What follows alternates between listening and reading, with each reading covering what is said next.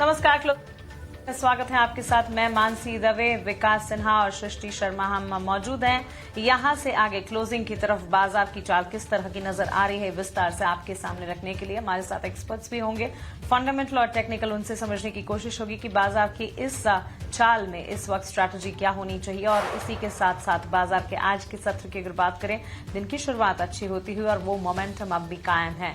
सबसे ज्यादा सपोर्ट कहां से है? आज आईटी सेक्टर और साथ ही पीएसयू बैंक्स ने खेमा संभाला है। अच्छी खासी मजबूती के बीच वहां से सपोर्ट काफी हद तक बाजार में डेवलप होते हुए इस कड़ी में 170 अंकों की मजबूती पर हम देख रहे हैं निचले स्तरों से निफ्टी में अच्छा एक्शन 25,700 के बिल्कुल करीब एज वी स्पीक। वहीं सेंसेक्स में करीब 112 अंकों की बढ़त 83,388 के स्तर और बैंक निफ्टी भी अगर आप देखेंगे 650 अंकों के सुधार के साथ हम देख रहे हैं अच्छी मजबूती पर फिलहाल 61,000 के पार ट्रेड करता हुआ। सेक्टर स्पेसिफिक बाजार में आउट परफॉर्मेंस आईटी सेक्टर और सरकारी बैंक्स के खेमे की तरफ से है। ऑन दी फ्लिप साइड हम देख रहे हैं रियल एस्टेट बास्केट है जो कि इस वक्त डाउन ट्रेंड्स महसूस करता हुआ।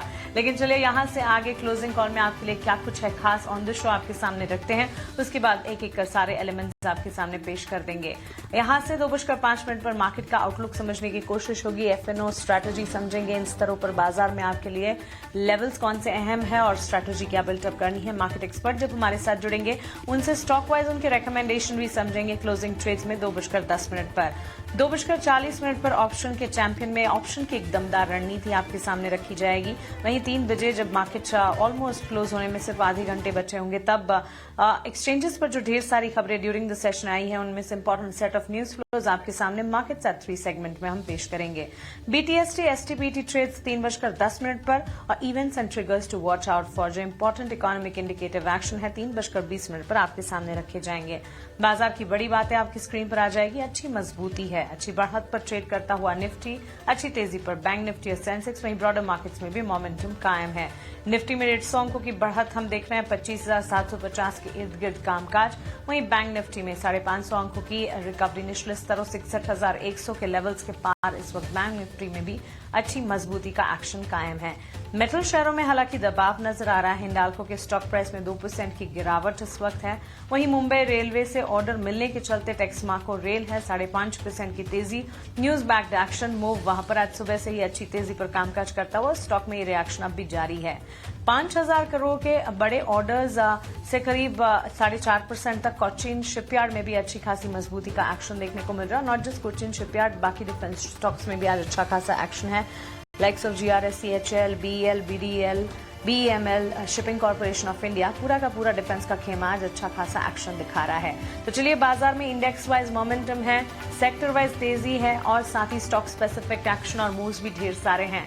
तो चलिए बजिंग स्टॉक्स कौन से हैं, विकास से एक बार समझ लेते हैं। गुड आफ्टरनून विकास, बताएं। बिल्कुल, गुड आफ्टरनून मानसी। और देखिए आज जो मार्केट का पूरा फ्लेवर है, कलेवर है, जो आप कह लीजिए इस वक्त, वो है आईटी का सेक्टर। आईटी के तमाम शेयर आज तेजी दिखा रहे हैं और तेजी को लीड कर रहा है इन्फोसिस का शेयर। आप इन्फोसिस को देखिए, इस वक्त जो है वो अच्छी खासी तेजी के साथ निफ्टी आईटी का जो है एक लीडर बना हुआ है। बड़ी तेजी के साथ 3% के आसपास की तेजी यहां आपको देखने को मिल जाएगी। HCL tech, Oracle Financial, Wipro, Infosys में तेजी का ट्रिगर यही है जो हमने ओपनिंग के टाइम में खबर आपको बताई थी। एंथ्रोपिक के साथ करार किया इन्फोसिस ने और उसके बाद आपको ये तेजी देखने को मिल रही है। उसके अलावा एक और चीज आप देखेंगे तो इन्फोसिस ने एआई पर जो अपनी एक कॉल अरेंज की, उस कॉल के अंदर उन्होंने तमाम चीजें कही है जिसके अंदर उन्होंने बताया है, आउटलुक भी बताया है, रोड मैप भी बताया है, अपनी जो प्रिपेयर्डनेस है उसको भी उन्होंने बताया है। तो वो सारी चीजें कमेंट्री के तौर पे पॉजिटिव थी और उसका असर आप देखिए स्टॉक में देखने को मिल रहा है। इन्फोसिस ने अकेले पूरे आईटी सेक्टर को ड्राइव किया है। कल के भी मार्केट में आईटी सेक्टर में निचले स्तरों से रिकवरी देखने को मिली थी और आज भी आप देखेंगे तो अच्छी खासी तेजी के साथ इन्फोसिस जो है वो और पूरा आईटी सेक्टर जो है वो चल रहा है। इसके अलावा अगर आप देखेंगे कि और कहां तेजी आ रही है तो पीएसयू बैंकों को आप देखिए। आज सुबह जब हमने हमारे तमाम गेस्ट को इंट्रोड्यूस किया था तो सारे गेस्ट एक सुर में सिर्फ बैंकिंग शेयरों पर दांव लगा रहे थे और उसका और वो असर देखिए, आप देखिए पीएनबी देखिए, बीओबी देखिए, इंडियन बैंक देखिए, आईओबी देखिए, ये तमाम शेयर जो है वो आज तेजी दिखा रहे हैं, अच्छी खासी तेजी के साथ कारोबार कर रहे हैं। एसबीआई में बड़ी तेजी दिख रही है आपको। तो ये तमाम शेयर आज चल रहे हैं बैंकिंग शेयरों पर। आज सुबह से ही हम लोग कह रहे थे कि पॉजिटिव रुख रखिए, पॉजिटिविटी यहाँ है, तेजी आएगी। गेस्ट तमाम हमारे कॉल्स भी दे रहे थे और देखिए आपको असर दिख रहा है सीधा सीधा पीएसयू बैंकों में तेजी का। उसके अलावा अगर आप देखेंगे तो डिफेंस शेयरों ने आज रफ्तार पकड़ी है। डिफेंस शेयरों में अगर आप देखें तो कोचिन शिपयार्ड हो, एस्ट्रा माइक्रो हो, बीईएल हो या फिर पारस डिफेंस हो, ये तमाम शेयर आपको आज तेजी के साथ दिखाई देंगे। 1-1.5% से लेकर 4% तक की तेजी आपको इन शेयरों में देखने को मिलेगी डिफेंस शेयरों में। मेटल शेयरों पर आज थोड़ा दबाव देखने को मिल रहा है क्योंकि तमाम ओवरऑल जो ग्लोबल सेंटिमेंट है मेटल के लिए वो थोड़ा नेगेटिव है। आप देखेंगे सिल्वर और गोल्ड में भी अच्छी खासी गिरावट देखने को मिल रही है। और जब भी थोड़ा ग्लोबल सेंटिमेंट सुधरता है, जब जियोपॉलिटिकल रिस्क कम होते हैं, तो उसका नेगेटिव असर मेटल पे देखने को मिलता ही है। और वो एक लाजिमी सा है एकदम, और वो दिख रहा है आपको कि हिंद कॉपर आप देखिए 4% की गिरावट, चांदी की गिरावट का इसको सीधा सीधा जो है इम्पैक्ट देखने को मिल रहा है। उसके अलावा जेएसडब्ल्यू स्टील तक देखिए तो आप गिरावट जो है वो आपको 1% से लेके 4% तक की गिरावट आपको यहाँ देखने को मिल जाएगी। उसके बाद एक और कंपनी आपको फोकस में रखनी है, ईज माई ट्रिप।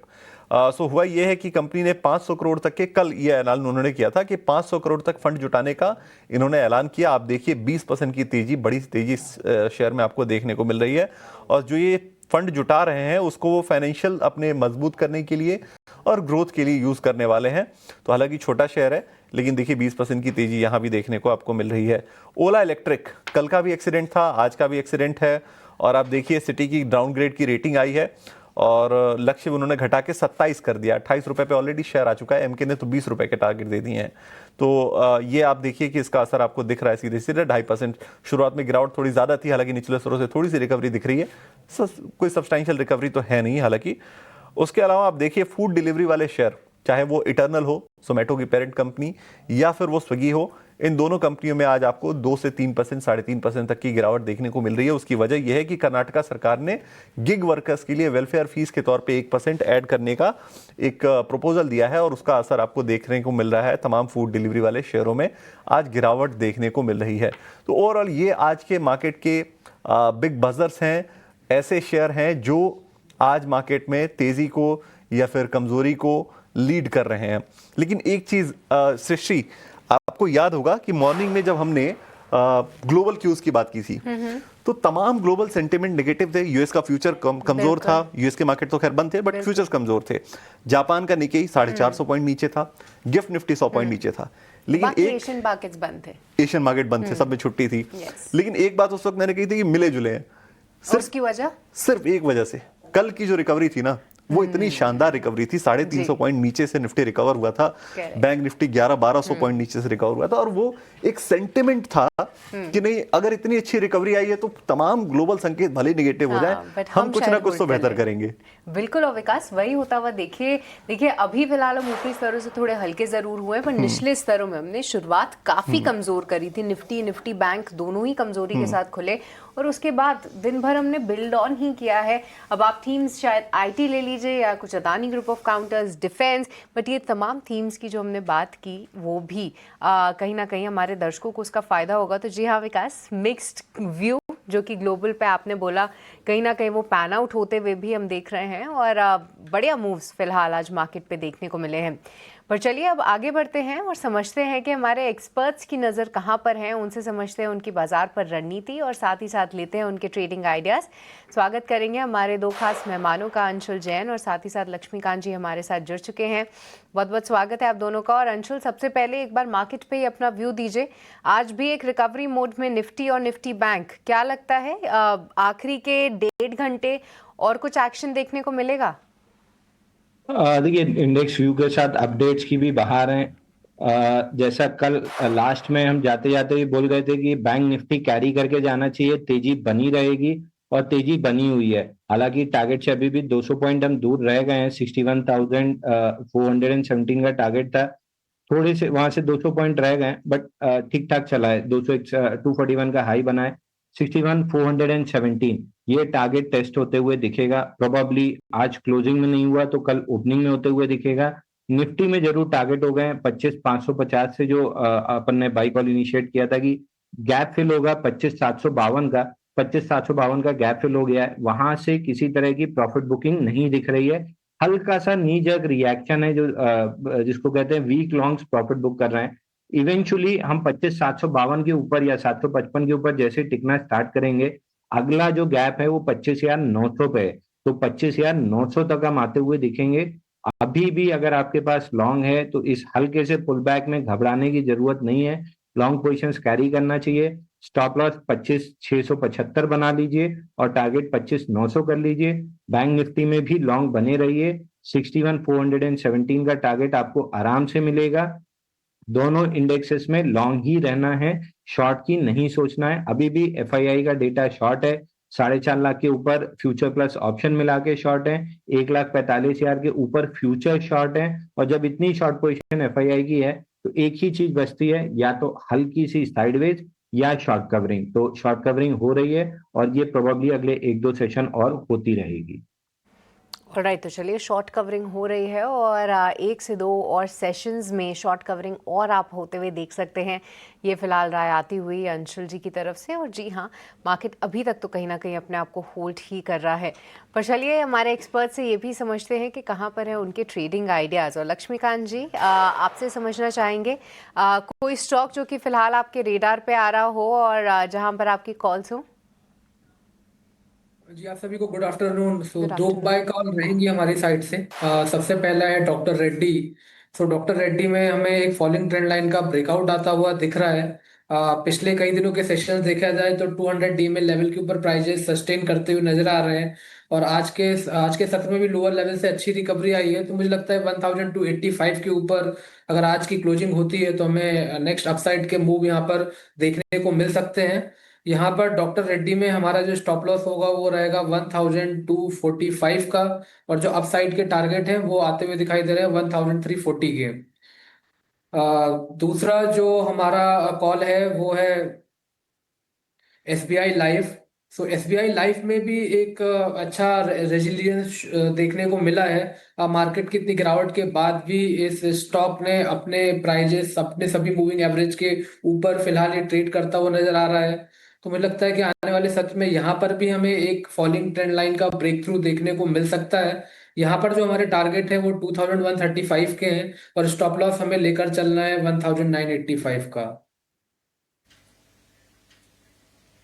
ओके, तो चलिए लक्ष्मीकांत जी की तरफ से 2 कॉल्स डॉक्टर रेड्डीज लैबोरेटरीज और साथ ही SBI life target stop losses के साथ उनकी स्ट्रैटेजी इस वक्त आप अपने स्क्रीन पर देख रहे हैं। Anshul, good afternoon to you as well. आप बताइए आपकी तरफ से क्लोजिंग ट्रेड्स आज के लिए स्टॉक स्पेसिफिक रिकमेंडेशंस कहां पर होंगे? नमस्कार मानसी जी, देखिए पहले 2 अपडेट दे दूं। कल बीटीएसटी अदानी एंटरप्राइज दिया था 2184 पे, 2252 हो गया है, 68 रुपए मिल रहे हैं, प्रॉफिट बुक करना चाहिए। ओपनिंग दोनों ट्रेड बुक होने के बाद एलएनटी तीसरा ट्रेड दिया था 4220 में, 4255 हुआ है, 35 रुपए यहाँ भी मिल रहे हैं, प्रॉफिट बुक करना चाहिए। अब जब कैपिटल खाली हो गई है तो आपको लेना चाहिए एमआरपीएल। 57 डेज का कपनाडल पैटर्न ब्रेकआउट था, ब्रेकआउट के बाद 5 दिन लगाया 10 डे मूविंग एवरेज कैचअप के लिए और आज ओपन लो के साथ फ्रेश ब्रेकआउट बना है। 192 रुपीज के बाद बाई करके चलना है। 189 का स्टॉप लॉस रहेगा और 197 रुपीज का पहला टारगेट रहेगा। 197 पे माइनर रेजिस्टेंस है, अगर वहां पे नहीं अटका स्टॉक तो फिर सीधा सीधा 209 रुपए के पहले कोई भी रेजिस्टेंस नहीं दिखता है। तो 197 पे रिव्यू करेंगे प्रॉफिट बुक करने से पहले। अगर स्ट्रेच होते हुए दिखा तो 209 रुपए तक खींचेंगे इस काउंटर को। ऑलराइट, तो ऑयल रिफाइनिंग काउंटर्स में से एमआरपीएल 197 197 के टारगेट्स को मद्देनजर रखते हुए 189 189 का स्टॉप लॉस, करीब 4% की तेजी स्टॉक में यहां से फर्दर अपसाइड एक्सपेक्ट करके चल रहे हैं। अंशुल, लक्ष्मीकांत जी गुड आफ्टरनून। ये आईटी सेक्टर में हमने देखा था वॉलेटाइल मूव्स और उसके बाद आई खबर एआई की। आर्टिफिशियल इंटेलिजेंस को लेकर अब दुनिया जो है वो भारत की तरफ देख रही है और जहां भारत की अगर बात करें तो एआई को सिर्फ ऑब्जॉर्व और डाइजेस्ट नहीं कर रहे हैं हम, अब एआई के डेवलपमेंट में भी भारत देश जो है वो शामिल नजर आ रहा है और इसे फोकस में लिया भी जा रहा है बाकी देश और बाकी अक्रॉस द वर्ल्ड ऑर्गेनाइजेशंस की तरफ से। और इसी का सीधा जीता जागता उदाहरण है इन्फोसिस और एंथ्रोपिक की जो डील हुई है। और इस करार के ठीक बाद इन्फोसिस में तो मूवमेंट हमने देखी है, लेकिन पूरे की पूरी आईटी सेक्टर की सेहत भी सुधरती हुई नजर आई है। बड़ी खबर है, बड़ा करार है और कंपनी टेलीकॉम, फाइनेंशियल सर्विसेज और मैन्युफैक्चरिंग के लिए एआई सॉल्यूशंस डेवलप करने जा रही है, जिसके तहत ये करार किया गया है।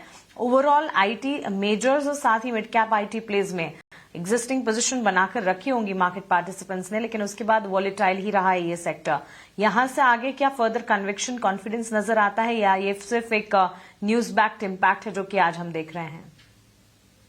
चार्ट स्ट्रक्चर को देखते हुए अभी तो फिलहाल ये एक न्यूज बैक इम्पैक्ट ही देखने को मिल रहा है, क्योंकि एग्जैक्टली 33,500 700 के जून के आसपास ही निफ्टी आईटी ने रेजिस्टेंस भी शो किया है, क्योंकि ये अक्टूबर मंथ के स्विंग लो थे और यहीं पर आकर एक मुझे लगता है कि एक हर्डल नजर आ रहा है। अगर आने वाले समय में 33,700 के ऊपर सस्टेनेंस होता है तो मुझे लगता है कि तो फर्दर यहाँ से एक पुल बैक मूव देखने को मिल सकता है। अभी देखना होगा कि आने वाले सत्र में ये 33,700 को किस तरीके से ब्रेक करता है। अगर एक डिसाइसिव ब्रेक थ्रू मिलता है तो मुझे लगता है कि ये जो पुल बैक मूव है वो 34,400 से लेकर 34,600 जोन तक जा सकता है। बट आज जिस तरीके से प्रॉफिट बुकिंग आती हुई दिखाई दे रही है तो एक हर्डल के रूप में मुझे 33,500 33,700 का जोन नजर आ रहा है। और अगर फिर से ये 32,600 के नीचे फिसलता है तो यहाँ से फिर से हमें गिरावट देखने को मिल सकती है। तो अभी जो हमारा नजरिया है वो सेल साइड का है, तो अगर सेल ऑन रैली की लेवल्स मिलते हैं आईटी स्टॉक्स में तो वहां पर हमें सेल करने का ही हम सजेशन देंगे, क्योंकि अभी भी हमें लगता है कि अभी भी जो हर्डल्स हैं वो बने हुए हैं अनटिल अनलेस एक major breakthrough IT index में 33,700 के ऊपर नहीं मिलता है। जी जी बिल्कुल। इनफैक्ट आईटी सेक्टर ने इतना कुछ देख लिया है पिछले साल भी कि अब यहां से एब्सोल्यूट कॉन्फिडेंस और कन्विक्शन आने में थोड़ा समय जरूर लगेगा। फिलहाल वॉच लिस्ट में रखे, रादर हमारे एक्सपर्ट्स की माने तो इसे अवॉइड करने की राय ही मिलती हुई दिख रही है। न्यूज फ्लोज हैं, आर्टिफिशियल इंटेलिजेंस एआई को लेकर डेवलपमेंट्स तूल पकड़ रहे हैं, जिसके चलते ये सेक्टर इस वक्त फोकस रेडार पर है। अंशुल जी, डिफेंस का खेमा अच्छा एक्शन दिखा रहा है। कोचिन शिपयार्ड में तो तेजी है ही है शिप बिल्डिंग स्पेस में, लेकिन इसके अलावा अन्य डिफेंस कंपनी की अगर बात करें, GRSC, HAL, BDL, BL, BML, Shipping Corporation of India, ये सारे स्टॉक्स आज अच्छी तेजी दिखा रहे हैं। और साथ साथ ये भी नहीं भूलना है कि मुंबई में थोड़ी ही देर बाद प्रधानमंत्री नरेंद्र मोदी जी और फ्रांस के राष्ट्रपति इमैनुअल मैक्रो की द्विपक्षीय वार्ता होने वाली है। और इस टॉक में भी स्पेस, न्यूक्लियर एनर्जी समेत डिफेंस सेक्टर से जुड़े बड़े ऐलान होने की संभावनाएं हैं। डिफेंस का खेमा वैसे हमने देखा है काफी मूव कर भी चुका है, उसके बाद एक टाइम आया डाउन ट्रेंड्स का भी, अब वापस से चल रहा है। निफ्टी डिफेंस इंडेक्स भी करीब 100 अंक ऊपर है। एग्जिस्टिंग पोजीशंस जिनकी है या फिर नई पोजीशन का बचाव कर रहे हैं, उनके लिए राय क्या होगी? फिर मैं इस पे नेगेटिव ही सलाह दूंगा। फिर विकास जी बोलेंगे कि मैं हमेशा नेगेटिव रहता हूं, बट आप कोचिन शिपयार्ड देखिए, अच्छी न्यूज के सारे गैप अप खुला। आज वॉल्यूम 437% राइज है, but 50 day moving average reject हुआ। कोचिन शिपयार्ड पे हम डे लो पे ट्रेड कर रहे हैं। प्रोबेबली 1 से 2 सेशन में गैप फिल करने 1490 तक भी आ सकते हैं।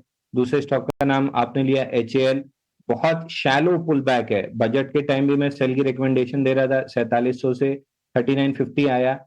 12 दिन लगा के शैलो पुल बैक है 20 डे मूविंग एवरेज के अंदर, और जैसे ही 4190 4180 की जोन टूटेगी, लंबी डाउनसाइड खुलेगी। लेकिन अगर न्यूक्लियर पावर पे किसी भी तरह की पॉजिटिव न्यूज आती है तो आपको एलएनटी में बहुत बेहतरीन मूव मिलेगा। ओपनिंग ट्रेड में भी मैंने दिया था, कप हैंडल पैटर्न ब्रेकआउट भी है 4187 पे, जिसका टारगेट 4400 है। तो अगर इस न्यूज के लिहाज से कुछ ट्रेड करना है न्यूक्लियर पावर या फ्रांस की न्यूज के लिहाज से, एलएनटी बेस्ट कैंडिडेट होगा, क्योंकि अगर न्यूक्लियर पावर का कोई भी ऑर्डर मिलता है तो एलएनटी के पास ही जाएगा और एलएनटी में आपको अच्छी अपमूव मिलेगी। तो इस न्यूज से अगर ट्रेड करना है तो चार्ट पैटर्न पे भी ऑल टाइम हाई पे है, स्ट्रक्चर बुलिश है, कप हैंडल पैटर्न ब्रेकआउट है, 4400 तक एलएनटी जाता हुआ दिख रहा है। ओके अंशुल जी, ऑल्टरनेटिव भी हमें बताने के लिए आपका शुक्रिया। तो इस न्यूज पर अगर कोई एक्शन अगर देखेंगे तो वो एलएनटी पर बिल्कुल नजर आ सकता है, और इसी के चलते यहाँ पर फोकस एलएनटी पर होना जरूर चाहिए। डिफेंस अगर पोजीशन है तो फिर उसे रिव्यू करते रहें, वॉच लिस्ट में रखें, ये राय फिलहाल मिलती हुई। इस बीच फिलहाल तो एक ब्रेक का समय हो चला है, लेकिन ब्रेक के उस पार जब लौटेंगे तो मोतीलाल ओसवाल से रुचित जैन भी हमारे साथ जुड़ गए हैं। उनके ट्रेडिंग आइडियाज और उनकी बाजार पर रणनीति भी समझने की कोशिश रहेगी। एक ब्रेक के उस पार वापस लौटेंगे, आप बने रहें।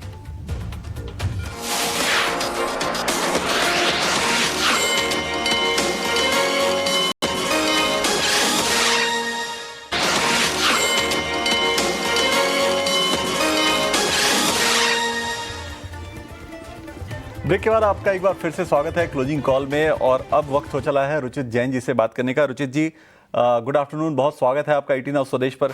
और रुचित जी, एक बात आपको बतानी थी कि आज मैंने सुबह सुबह आपका स्वागत कर दिया था अपने चैनल पे। अब होता है कई बार कि हम बोलते हैं कुछ और वो सही हो जाता है। हमने हुआ ये कि रचित खंडेलवाल हमारे साथ जुड़े थे और मेरे मन में पता नहीं कहां से ऐसा चल रहा था कि मैं रुचित जैन जी से बात करने जा रहा हूं और मैंने आपको वेलकम कर दिया। फिर बाद में मैंने करेक्ट किया, लेकिन देखिए बात सही हो गई और आप फाइनली हमारे साथ क्लोजिंग कॉल में जुड़ गए। तो अब जब आप जुड़ गए हैं तो शुरुआत सबसे पहले करते हैं आपके ट्रेडिंग आइडियाज से ही, और उसके बाद फिर और सारी बातें भी करेंगे। तो सबसे पहले अपने ट्रेडिंग आइडियाज शेयर कीजिए। जी, वेरी गुड आफ्टरनून। बहुत बहुत धन्यवाद। आपने सुबह याद किया तो डेफिनेटली आपके शो पे आना ही था मुझे। सो मार्केट्स में दो कॉल्स है जो हमारी तरफ से हम खरीदारी की सलाह दे रहे हैं। हमने अपने क्लाइंट्स को भी सलाह दी है ये कॉल्स में। एक तो बीईएल हमें स्ट्रक्चर वाइज काफी स्ट्रॉन्ग नजर आ रहा है। भारत इलेक्ट्रॉनिक्स, अगर आप पूरे डिफेंस स्पेस में देखेंगे तो पिछले 1-1.5 महीने में डिफेंस एज ए सेक्टर इतना तेजी हमने वहां पे नहीं देखी। In fact price wise correction most of the defence stocks में रहे हैं, बट लेकिन बीईएल और एमटा टेक ये दो ही ऐसे डिफेंस के नेम्स रहे कि जहाँ पे हमने रिलेटिवली ऐसे फेज में भी जब सेक्टर नहीं चल रहा है तो वहां पे स्ट्रेंथ देखी है। सो ये हमें लग रहा है कि एक आउट परफॉर्मिंग जो साइंस है वो कंटिन्यू होंगे। लास्ट 10 दिनों में अपने 20 डे में के आसपास एक सपोर्ट बेस बना के फिर से अपट्रेंड के रिजम्पशन के साइंस भारत इलेक्ट्रॉनिक्स में है। तो करंट लेवल्स पे बीएल में 430 के नीचे के स्टॉप लॉस रख के खरीदारी करने की सलाह है। 470 के टारगेट्स हम ये स्टॉक में एक्सपेक्ट कर रहे हैं। और एक अच्छी पुल बैक मूव हम सेक्टर वाइज देखेंगे तो रियल्टी स्पेस में हम पिछले कुछ दिनों में देख रहे हैं। और तो ब्रॉडली एक बहुत ही करेक्टेड सेक्टर था, मोमेंटम रीडिंग्स ओवरसोल्ड थे, वहां से पुल बैक मूव है। लेकिन with in the entire real estate space लोडा developers ये स्टॉक काफी इंटरेस्टिंग लेवल्स पे भी ट्रेड कर रहा है। अगर मैं थोड़ा सा लंबे समय का चार्ट देखूं तो लॉन्ग टर्म चार्ट्स पे 50 ईएमए के आसपास एक सपोर्ट बेस्ड ये स्टॉक बना रहा है। पिछली बार भी जब मेजर करेक्शन अगर आप लॉन्गर टर्म चार्ट्स में देखें तो फरवरी 2023 में उसी लगभग 2-3 साल पहले ही 50 डेमा मंथली चार्ट्स के आसपास इस स्टॉक ने बेस बना के वहां से एक अपट्रेंड की शुरुआत की थी। और ये रीसेंट करेक्शन के बाद में फिर से वही मंथली 50 डेमा के आसपास एक बेस बना रहा है। So risk reward ratio perspective से रीसेंट करेक्शन के बाद में काफी फेवरेबल लोडा डेवलपर्स में काउंटर ट्रेड्स करने के लिए नजर आ रहा है। सो ऑल्दो पोजिशनल के पर्सपेक्टिव से भी यहाँ पे खरीदारी की जा सकती है। ट्रेडिंग के पर्सपेक्टिव से 1045 जो 20 डेमा और रीसेंट स्विंग लो है 2-3 दिनों का, उसके नीचे 1045 के नीचे स्टॉप लॉस रख के ये खरीदारी कर सकते हैं। और 1180 के टारगेट स्टॉक में हम एक्सपेक्ट कर रहे हैं। बिल्कुल, तो लोढ़ा के अंदर आपको 1045 का लगाना है स्टॉप लॉस और 1180 के टारगेट के साथ आप खरीदारी कर सकते हैं। पोजिशनल भी ले सकते हैं, ट्रेडिंग के हिसाब से भी ले सकते हैं। ये राय रुचित जी की तरफ से आती हुई। चलिए, अब आज जो ओवरऑल पूरा मार्केट है ना, उस मार्केट में जो लीडर है, जो हीरो है मार्केट का, वो है आईटी सेक्टर। तो अब कैसे हम इसे छोड़ सकते हैं? तो आईटी सेक्टर के ऊपर पूरी डिस्कशन तो करनी थी, आईटी सेक्टर को समझना था, क्या आगे के आउटलुक हैं वो भी समझना है, जो तेजी आ रही है वो कितनी सस्टेनेबल है वो भी समझना है। तो हमने लेवल्स तो तमाम समझे, लेकिन एक काम करते हैं, आईटी सेक्टर्स के एनालिसिस करने वाले एक खास मेहमान को हमारे साथ जोड़ते हैं पैनल पर। सुमित पोखरना हमारे साथ जुड़ रहे हैं कोटक सिक्योरिटीज से। सुमित जी, गुड आफ्टरनून, बहुत स्वागत है आपका ईटी नाउ स्वदेश पर। और ओवरऑल आज का जो मूड माहौल है वो आईटी ने ही बनाया है, और कल भी जो रिकवरी दिखी थी उसमें आईटी का ही सबसे बड़ा योगदान था। तो क्या हम इसे ट्रेंड रिवर्सल के तौर पर देख रहे हैं? आपकी एनालिसिस आईटी सेक्टर पर क्या कहती है? धन्यवाद, good afternoon to all. Sir, हमारे को ऐसा लगता है कि एक नेगेटिव बाइस आ गया बिकॉज ऑफ द टेक्नोलॉजिकल। जब भी शिफ्ट होता है कोई भी, हमने पास्ट में भी देखा है, कभी मेजर टेक्नोलॉजी शिफ्ट होता है तो काफ़ी डिस्ट्रप्शन होता है सेक्टर में। और इनफैक्ट एआई को देखा जाए तो एआई ने जो फर्स्ट 1 मिलियन यूजर्स जो आए हैं वो फास्टेस्ट हैं आज तक के अंदर कोई भी टेक्नोलॉजिकल शिफ्ट हुआ है उसके अंदर। सो ब्रॉडली ये बड़ा डिस्ट्रप्शन लग रहा है। इससे काफ़ी हद तक ये ओवर प्राइस्ड भी बोल सकते हैं, या जो कि ज़्यादा नेगेटिविटी क्रिएट भी हो गई है। ऐसा नहीं होगा कि Indian IT services company finish हो जाएगी, वैनिश हो जाएगी और उनका अस्तित्व नहीं रहेगा। इनफैक्ट उनको अपॉर्चुनिटी मिलेगी, लेकिन काफ़ी डिफरेंट टाइप की अपॉर्चुनिटीज़ मिलेगी। जो मोनोटोनस काम पहले कर रहे थे वो नहीं, अब कुछ डिफरेंट काम करना पड़ेगा उनको। हर कस्टमर चाहेगा कि उसको एआई का बेनिफिट मिले, एफिशिएंसी आए, बट ये शॉर्ट टर्म में पेन रहेगा बिकॉज इनके वॉल्यूम ग्रोथ हिट हो सकते हैं, रियलाइजेशन हिट हो सकता है। इसके लिए मार्केट इसको नेगेटिवली ले रहा है और हमने रिसेंट पास में एक मेजर करेक्शन देखा आईटी स्टॉक्स में।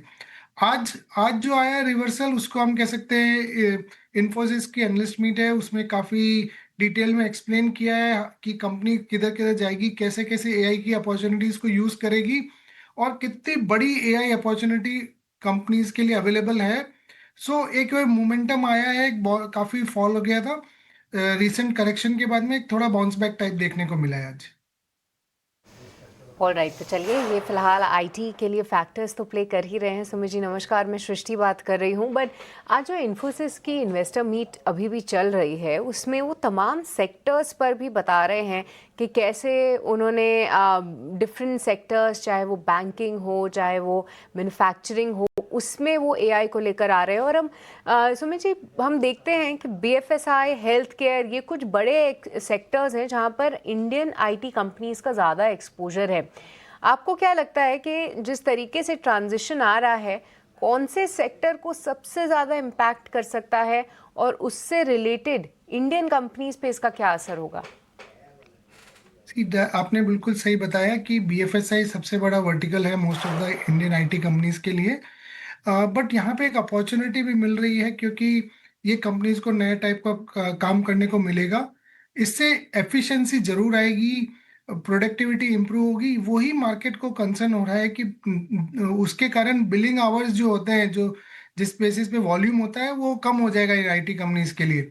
तो हमारा ऐसा मानना है कि लॉन्ग टर्म, शॉर्ट टर्म में डेफिनेटली थोड़ा कंसर्न रहेगा, इसीलिए स्टॉक्स प्रेशर में भी रह सकते हैं। बट मीडियम टर्म से लॉन्ग टर्म में हमको लगता है एक बहुत बड़ी अपॉर्चुनिटी इंडियन आईटी कंपनीज के लिए आएगी। और सबसे इम्पोर्टेंट है यहाँ पे क्लाइंट्स को अपस्किलिंग करनी पड़ेगी। नाउ जो सेक्टर्स की आपने बात करी है, तो सेक्टर्स में काफ़ी सारे सेक्टर्स हैं, जैसे मैन्युफैक्चरिंग हो गया, कम्युनिकेशन हो गया, एफएमसीजी हो गया। यहाँ पे काफ़ी अपॉर्चुनिटीज दिख रही है। एनालिस्ट मीट में कंपनी ने बताया भी है कि उन लोगों ने कैसे कंपनीज के डिफरेंट सेक्टर्स में डिफरेंट डिफरेंट कंपनीज के केस स्टडी बताया, कैसे उनको हेल्प किया है ट्रांसफॉर्मेशन में with the help of AI. तो ये यूज केसेस हमें सामने आ रहे हैं, जिससे कंपनीज ज़्यादा से केमिकल सेक्टर में भी है, तो इससे नए और कस्टमर्स आएंगे। और जो कंपनीज पुराने ओल्ड लेगेसी मॉडल पे चल रहे हैं, उनको अगर एआई का यूज करना है, तो यही कंपनीज है, इंडियन आईटी कंपनी, जो कि हेल्प करेगी इन कंपनीज को बूस्ट करने के लिए। Sumit, hi, good afternoon, Mansi this side. Use cases की आपने बात की, सिनेरियोज तो आते रहेंगे, लेकिन पिछले दिनों ये इन्फोसिस की खबर जो आई है, उससे भी पहले हैप्पीएस्ट माइंड्स की जब रिजल्ट्स के बाद उनकी प्रेस कॉन्फ्रेंस थी, वहां पर मैं थी, और रिजल्ट्स से भी ज्यादा उनके नैरेटिव को उन्होंने बदला और उस पर ज्यादा फोकस कर रहे थे। वो डिजिटल फर्स्ट से एआई फर्स्ट। उसके बाद एंथ्रोपिक की बिल्डर समिट हुई, जो कि पहली दफा भारत में हुई, और उस इवेंट में भी एआई की सेफ्टी नेट, किस तरह से एआई की डेवलप हो, उस पर बातचीत हो रही थी। और अब ये ताजा खबर इन्फोसिस की। सो कैटेगोरिकली ये चीज बिल्कुल साफ होती नजर आ रही है कि देश की तमाम बड़ी कंपनियां जो है आर्टिफिशियल इंटेलिजेंस पर फोकस कर भी रही है। और एक बात तो साफ है कि एआई की अगली दौड़ सिर्फ टेक्नोलॉजी की नहीं, भरोसे की भी है। तो ऐसे में भारत कितना तैयार है, और पिछले साल में आईटी सेक्टर ने जो डेंट देखा है, डाउन ट्रेंड देखा है, एआई को डेवलप करने से या इस तरह के इनोवेशंस करने से, क्या ये कंपनियां पिछले साल का जो डेंट था उसे कॉम्पेंसेट कर पाएगी, वहां से उभर पाएगी आपके हिसाब से? हमें ऐसा लगता है कि जब ये बहुत बड़ा चेंज हो रहा है सेक्टर के अंदर, एक टेक्नोलॉजी शिफ्ट है, तो इसके कारण डिस्ट्रप्शन तो रहने वाला है। बट जो कंसर्न्स इन्वेस्टर्स के माइंड में लगे हुए हैं कि ये सेक्टर ही पूरा डिमिनिश हो जाएगा, खत्म हो जाएगा, वो ऐसा कुछ भी नहीं है। सबको अपस्किलिंग करनी पड़ेगी, क्लाइंट की रिक्वायरमेंट चेंज होगी, उस हिसाब से करना पड़ेगा, मैन पावर रिक्वायरमेंट रहेगी, नए टाइप के बिजनेस मॉडल जनरेट होंगे। सो हमारे को ऐसा लगता है कि शॉर्ट टर्म में थोड़ा पेन रहेगा डेफिनेटली। इनफैक्ट मैं सजेस्ट करूंगा कि कंपनीज जहाँ पे वैल्यूएशन, ऐसा आईटी सेक्टर में जहाँ पे वैल्यूएशन एक्सपेंसिव है, मिड कैप स्पेस में, इन्वेस्टर्स दूसरे सेक्टर में अच्छी कंपनी ढूंढ के वहाँ इन्वेस्ट कर दे, क्योंकि शॉर्ट टर्म में हो सकता है कि वहाँ पे कुछ रिटर्न ना बने, और आप वही पैसा कहीं और डिप्लॉय करके ज़्यादा पैसा कमा सकते हैं। सो इसको नेगेटिव नहीं रहने का है, इसमें एक अच्छी अपॉर्चुनिटी भी क्रिएट हो रही है। जो इन्वेस्टर्स ने अभी तक आईटी सेक्टर में इन्वेस्ट नहीं किया है, उनको अच्छी कंपनीज अच्छे अच्छे भाव पे मिलेगी, अच्छे अच्छे वैल्यूएशन पे मिलेगी, वहां पे एक अच्छा बास्केट क्रिएट करा जा सकता है। बट एक जब तक ये एक फॉलिंग शॉर्ट जिसको बोलते हैं, कि अभी गिर रहा है, नेगेटिव है, तो उसको गिरने दीजिए, एक जितनी नेगेटिविटी क्रिएट होने दीजिए। हम उसको एज एन अपॉर्चुनिटी यूज करके अच्छे वैल्यूएशन में अच्छी कंपनीज खरीदेंगे। सुमित जी, वैल्यूएशन की आपने बात की, तो वैल्यूएशन पे ही मेरा सवाल है।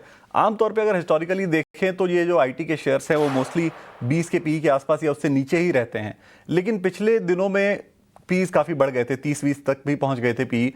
अब देखें, अगर इस करेक्शन के बाद जो 20% तक की करेक्शन हुई है आईटी शेयरों में, तो मैं टीसीएस के पी को देख रहा हूँ 20 के आसपास, इन्फोसिस 20, एचसीएल टेक 24, अगर विप्रो देखें तो वो 17 के आसपास। तो क्या वैल्यूएशन का जो कंसर्न था वो जा चुका है, वैल्यूएशन के हिसाब से सस्ते हो चुके हैं, या और नीचे जाने दें उसके बाद ही खरीदारी शुरू करनी है, या स्टैगर्ड बाइंग शुरू कर सकते हैं लोग जो आईटी के लिए लॉन्ग टर्म में एक इन्वेस्टमेंट के तौर पे देख रहे हैं आईटी को? हमें लगता है कि सर जो वैल्यूएशन है काफी हद तक प्राइस्ड इन, नेगेटिव प्राइस्ड इन कर चुके हैं। हमने हमारे अजम्पशंस में भी ये मान के चला है कि 2 से 3% लोअर ग्रोथ आएगी for the next 3 years because of ये एआई का जो इम्पैक्ट दिखेगा उसके। तो एआई इज ए बहुत बड़ी रिस्क है, but it can be used as an opportunity also. और FY27 में हमको सबसे ज्यादा हिट देखने को मिलेगा।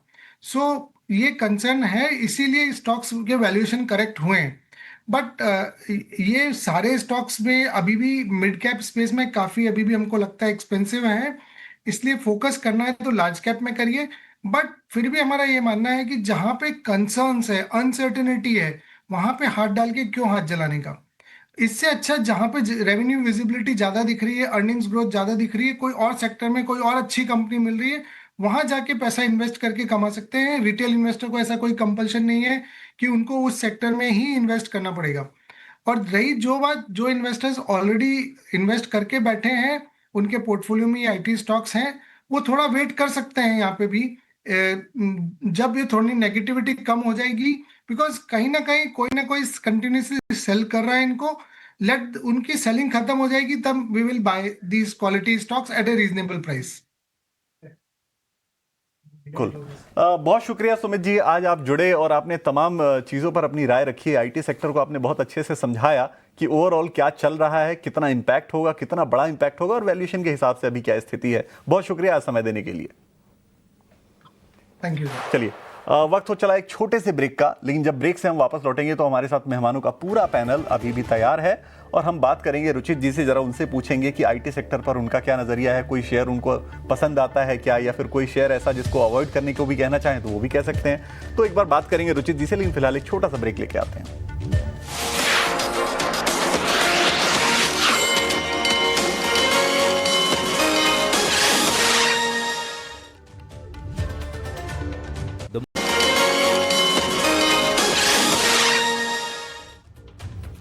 ब्रेक के बाद आपका स्वागत है क्लोजिंग कॉल्स में, जहां हमारे तमाम एक्सपर्ट्स हमारे साथ बने हुए हैं और उनसे हम ले रहे हैं उनकी ट्रेडिंग कॉल्स। और आइए अब स्वागत करते हैं हमारे एक और खास मेहमान का। हमारे साथ अब राजेश पालविया जी जुड़ चुके हैं।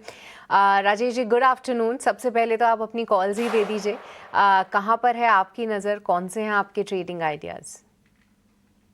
Good afternoon everyone. सो पहला स्टॉक जो पसंद आ रहा है वो बैंकिंग स्पेस से क्लियर आउट परफॉर्मेंस हमने बैंकिंग बास्केट में आते हुए दिखा, और बैंक निफ्टी में जिस तरीके से एक सस्टेन बाइंग एक्शन देखने को मिली, और सारे ही पीएसयू और बैंकिंग स्टॉक्स में, प्राइवेट बैंकिंग स्टॉक्स में भी एक अच्छा मोमेंटम यहाँ पे कंटिन्यू होते हुए दिख रहा है। हमें यहाँ पे इंडियन बैंक का स्ट्रक्चर काफी पसंद आ रहा है। स्टॉक में देखें तो एक ब्रीफ कंसोलिडेशन के बाद स्टॉक में वापस एक फ्रेश ब्रेकआउट यहाँ पे एक मल्टीपल सप्लाई जोन का डेली चार्ट पे आते हुए दिख रहा है। एक कंटिन्यूटी बनी हुई है स्टॉक में। अगर हम देखें तो ऑल टाइम हाई के आसपास ही स्टॉक ट्रेड कर रहा है और एक क्लियर आउट परफॉर्मिंग स्टॉक है बैंकिंग बास्केट से। तो यहाँ पे बाय करने की सलाह है 940 के टारगेट के लिए। On the down side stop loss suggest करेंगे करीब 905 के आसपास। दूसरा स्टॉक जो पसंद आ रहा है वो कैपिटल गुड्स स्पेस से हमें इंफ्रा प्लेयर L&T यहाँ पे पसंद आ रहा है। जिस तरीके का ब्रेकआउट यहाँ पे वीकली चार्ट पे आते हुए दिखा है, अपने प्रीवियस स्विंग हाई जो जनवरी में बने थे उसको भी अब यहाँ पे क्लियरली सरपास करते हुए दिख रहा है। फोर्थ कंसेक्यूटिव वीक है जहाँ पे L&T higher high low formation बनाते हुए दिख रहा है। तो हमें लगता है ये कंटिन्यूटी ऑफ अप ट्रेंड यहाँ पे देखने को मिलेगा। 4340 के टारगेट के लिए बाय करने की सलाह है। On the down side stop loss suggest करेंगे 4210 के आसपास।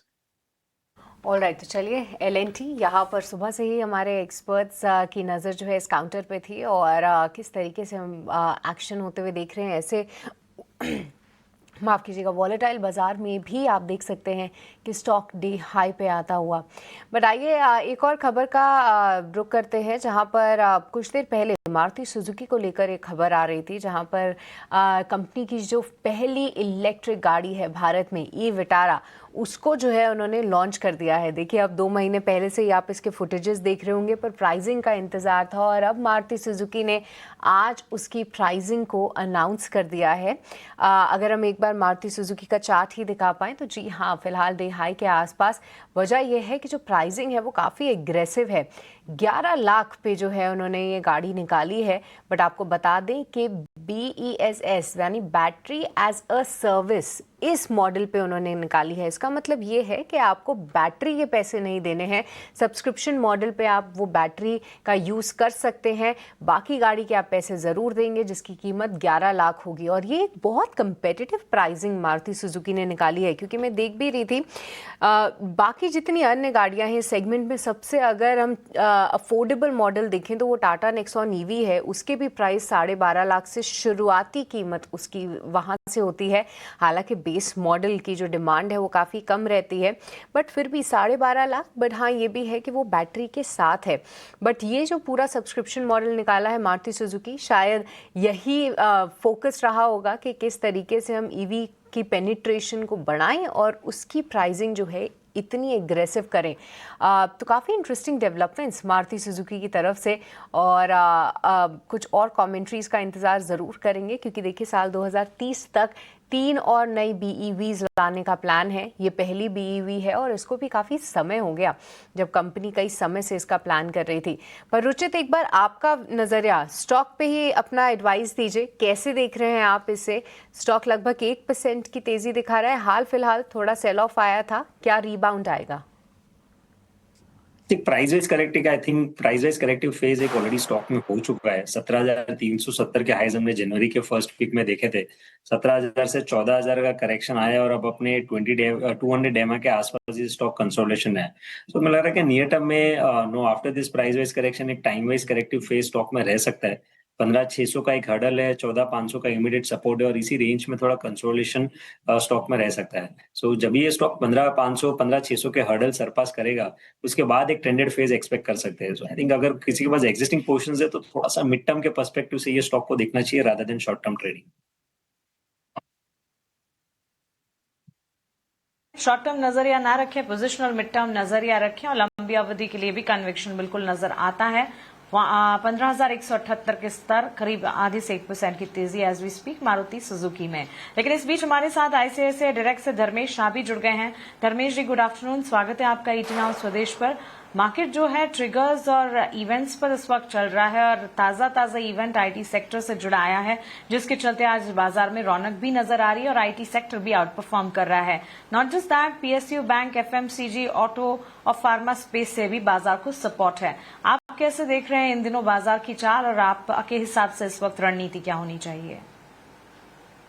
And thank you for inviting me on your show. Yes, definitely. I think the market post the announcement of the US trade deal, I think so we see some bit of a positive sentiment हो रहा है कहीं ना कहीं market में going forward. तो यहाँ पे हमें लग रहा है कि definitely the trend remain to be positive first of all, और यहाँ पे बाय ऑन डिप्स की स्ट्रेटेजी होनी चाहिए। Reason I think so the market breath, I think so that is a good indicator to understand की sentiment कैसा है। जहाँ पे percentage of stocks which are trading about 100-day and 50-day moving average of total CNX 500, वहाँ पे 15 से 50 from 15% it has improved to 35% in terms of 200-day moving average।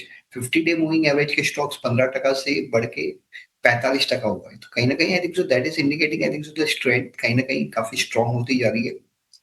दूसरी बात की mid caps I think so has taken a support at near 52 week EMA पे support लिया। Even the small cap index that also have found a support at the falling channel पे कहीं ना कहीं bottom पे सपोर्ट हमने एक अच्छा देखा स्मॉल कैप इंडेक्स में भी।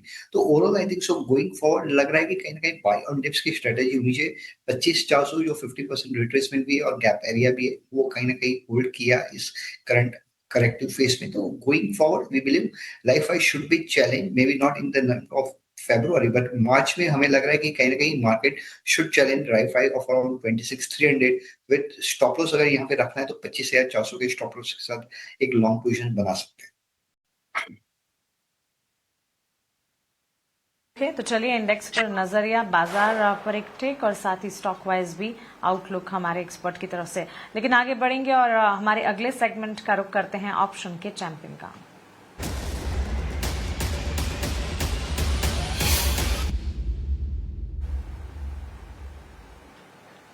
एंजल वन से स्नेहा सेठ हमारे साथ जुड़ गई हैं ऑप्शन की रणनीति लेकर। गुड आफ्टरनून स्नेहा, बताएं। ऑप्शन सेगमेंट में हमें डॉक्टर रेड्डी एक कॉल काफी अच्छी लग रही है। यहाँ पर अगर आप देखें तो काफी समय से 1285 का एक रेजिस्टेंस रहा था और ऑप्शंस के एक्टिविटी में अगर आप देखें तो काफी अच्छी अनवाइंडिंग हो रही है ऊपर की कॉल्स में। तो मुझे लग रहा है यहाँ से तेजी एक्सटेंड हो सकती है और हम वो रेजिस्टेंस सरपास जल्द ही करेंगे। तो आई वुड सजेस्ट कि यहाँ पे 1280 की जो कॉल ऑप्शन है वो 11.5 में खरीदें, स्टॉप लॉस 3.75 का लगाएं और टारगेट 27 का रहेगा। As per the target and stop loss जो मैक्सिमम रिस्क इन्वॉल्व है दैट इज अराउंड 4,800 और जो प्रॉफिट पोटेंशियल रहेगा दैट विल बी अराउंड 9,500। हाँ, शुक्रिया हमारे साथ जुड़ने के लिए और ऑप्शन की रणनीति हमें बताने के लिए। डॉक्टर रेड्डीज लेबोरेटरीज 1280 की कॉल खरीदने की राय, 11 रुपए 50 पैसे पर, लक्ष्य 27 के मानकर चले, स्टॉप लॉस 3 रुपए 75 पैसे का लगाकर चले। ये कॉल वर्कआउट होने पर 4,800 का अधिकतम, ये कॉल वर्कआउट होने पर 9,500 का अधिकतम मुनाफा होने की संभावना। अगर रिवर्स जाती है कॉल तो फिर 4,800 का मैक्स टू मैक्स नुकसान भी हो सकता है। एफएनओ में ट्रेडिंग रिस्की हो सकती है और इसी वजह से एक स्टैंडर्ड डिस्क्लेमर हमारी तरफ से, एफएनओ ट्रेडिंग करने से पहले अपने सलाहकार, अपने एडवाइजर से समझे, जांचे, परखें, उसी के बाद एफएनओ में उतरें। लेकिन coming back to the equity market, Rajesh ji good afternoon. हम आज देख रहे हैं अच्छा खासा एक्शन बेंचमार्क्स के साथ साथ ब्रॉडर मार्केट्स में भी नजर आ रहा है और इसी कड़ी में अगर आप देखेंगे छोटी मझौली आईटी कंपनियों में भी अच्छी मजबूती की चाल है। Tata Elxsi, Oracle Financial Services, Persistent System, ये तमाम स्टॉक्स हैं जो कि अच्छी मजबूती के बीच इस वक्त कामकाज करते हुए नजर आ रहे हैं। क्या कोई राय मिड कैप आईटी प्लेस पर बन रही है या फिर अब आप भी आईटी सेक्टर को फिलहाल के लिए वॉच लिस्ट में ही रख रहे हैं? गुड आफ्टरनून मानसी जी। तो देखिए आईटी सेक्टर में जरूर एक रिकवरी आज बनी है। काफी ओवरसोल्ड ट्रेजेक्टरी में सारे large cap mid cap IT stocks आते हुए दिखे थे नियर टर्म सेटअप के हिसाब से। आज की रिकवरी अभी भी सफिशिएंट नहीं है कि ये स्टॉक्स अभी भी एक बाइंग जोन में यहाँ पे कन्वर्ट होते हुए दिखे। हमें लगता है कि अभी थोड़ा वेट एंड वॉच ही रहेगा। जरूर कुछ लोगों ने जरूर यहाँ पे जिन्होंने लोअर साइड पे बाय किया था वो अपने ट्रेलिंग स्टॉप लॉस को जरूर फॉलो करें, क्योंकि सस्टेन बाइंग यहाँ पे जब तक नहीं आएगी, अगले 1-2 ट्रेडिंग सेशन यहाँ पे देखने होंगे कि अगर यहाँ पे सस्टेन बाइंग आती है देन ओनली हमें लगता है कि थोड़ा एक सब्सटेंशियल रिकवरी या चार्ट में इंप्रूवमेंट आते हुए दिखेंगे।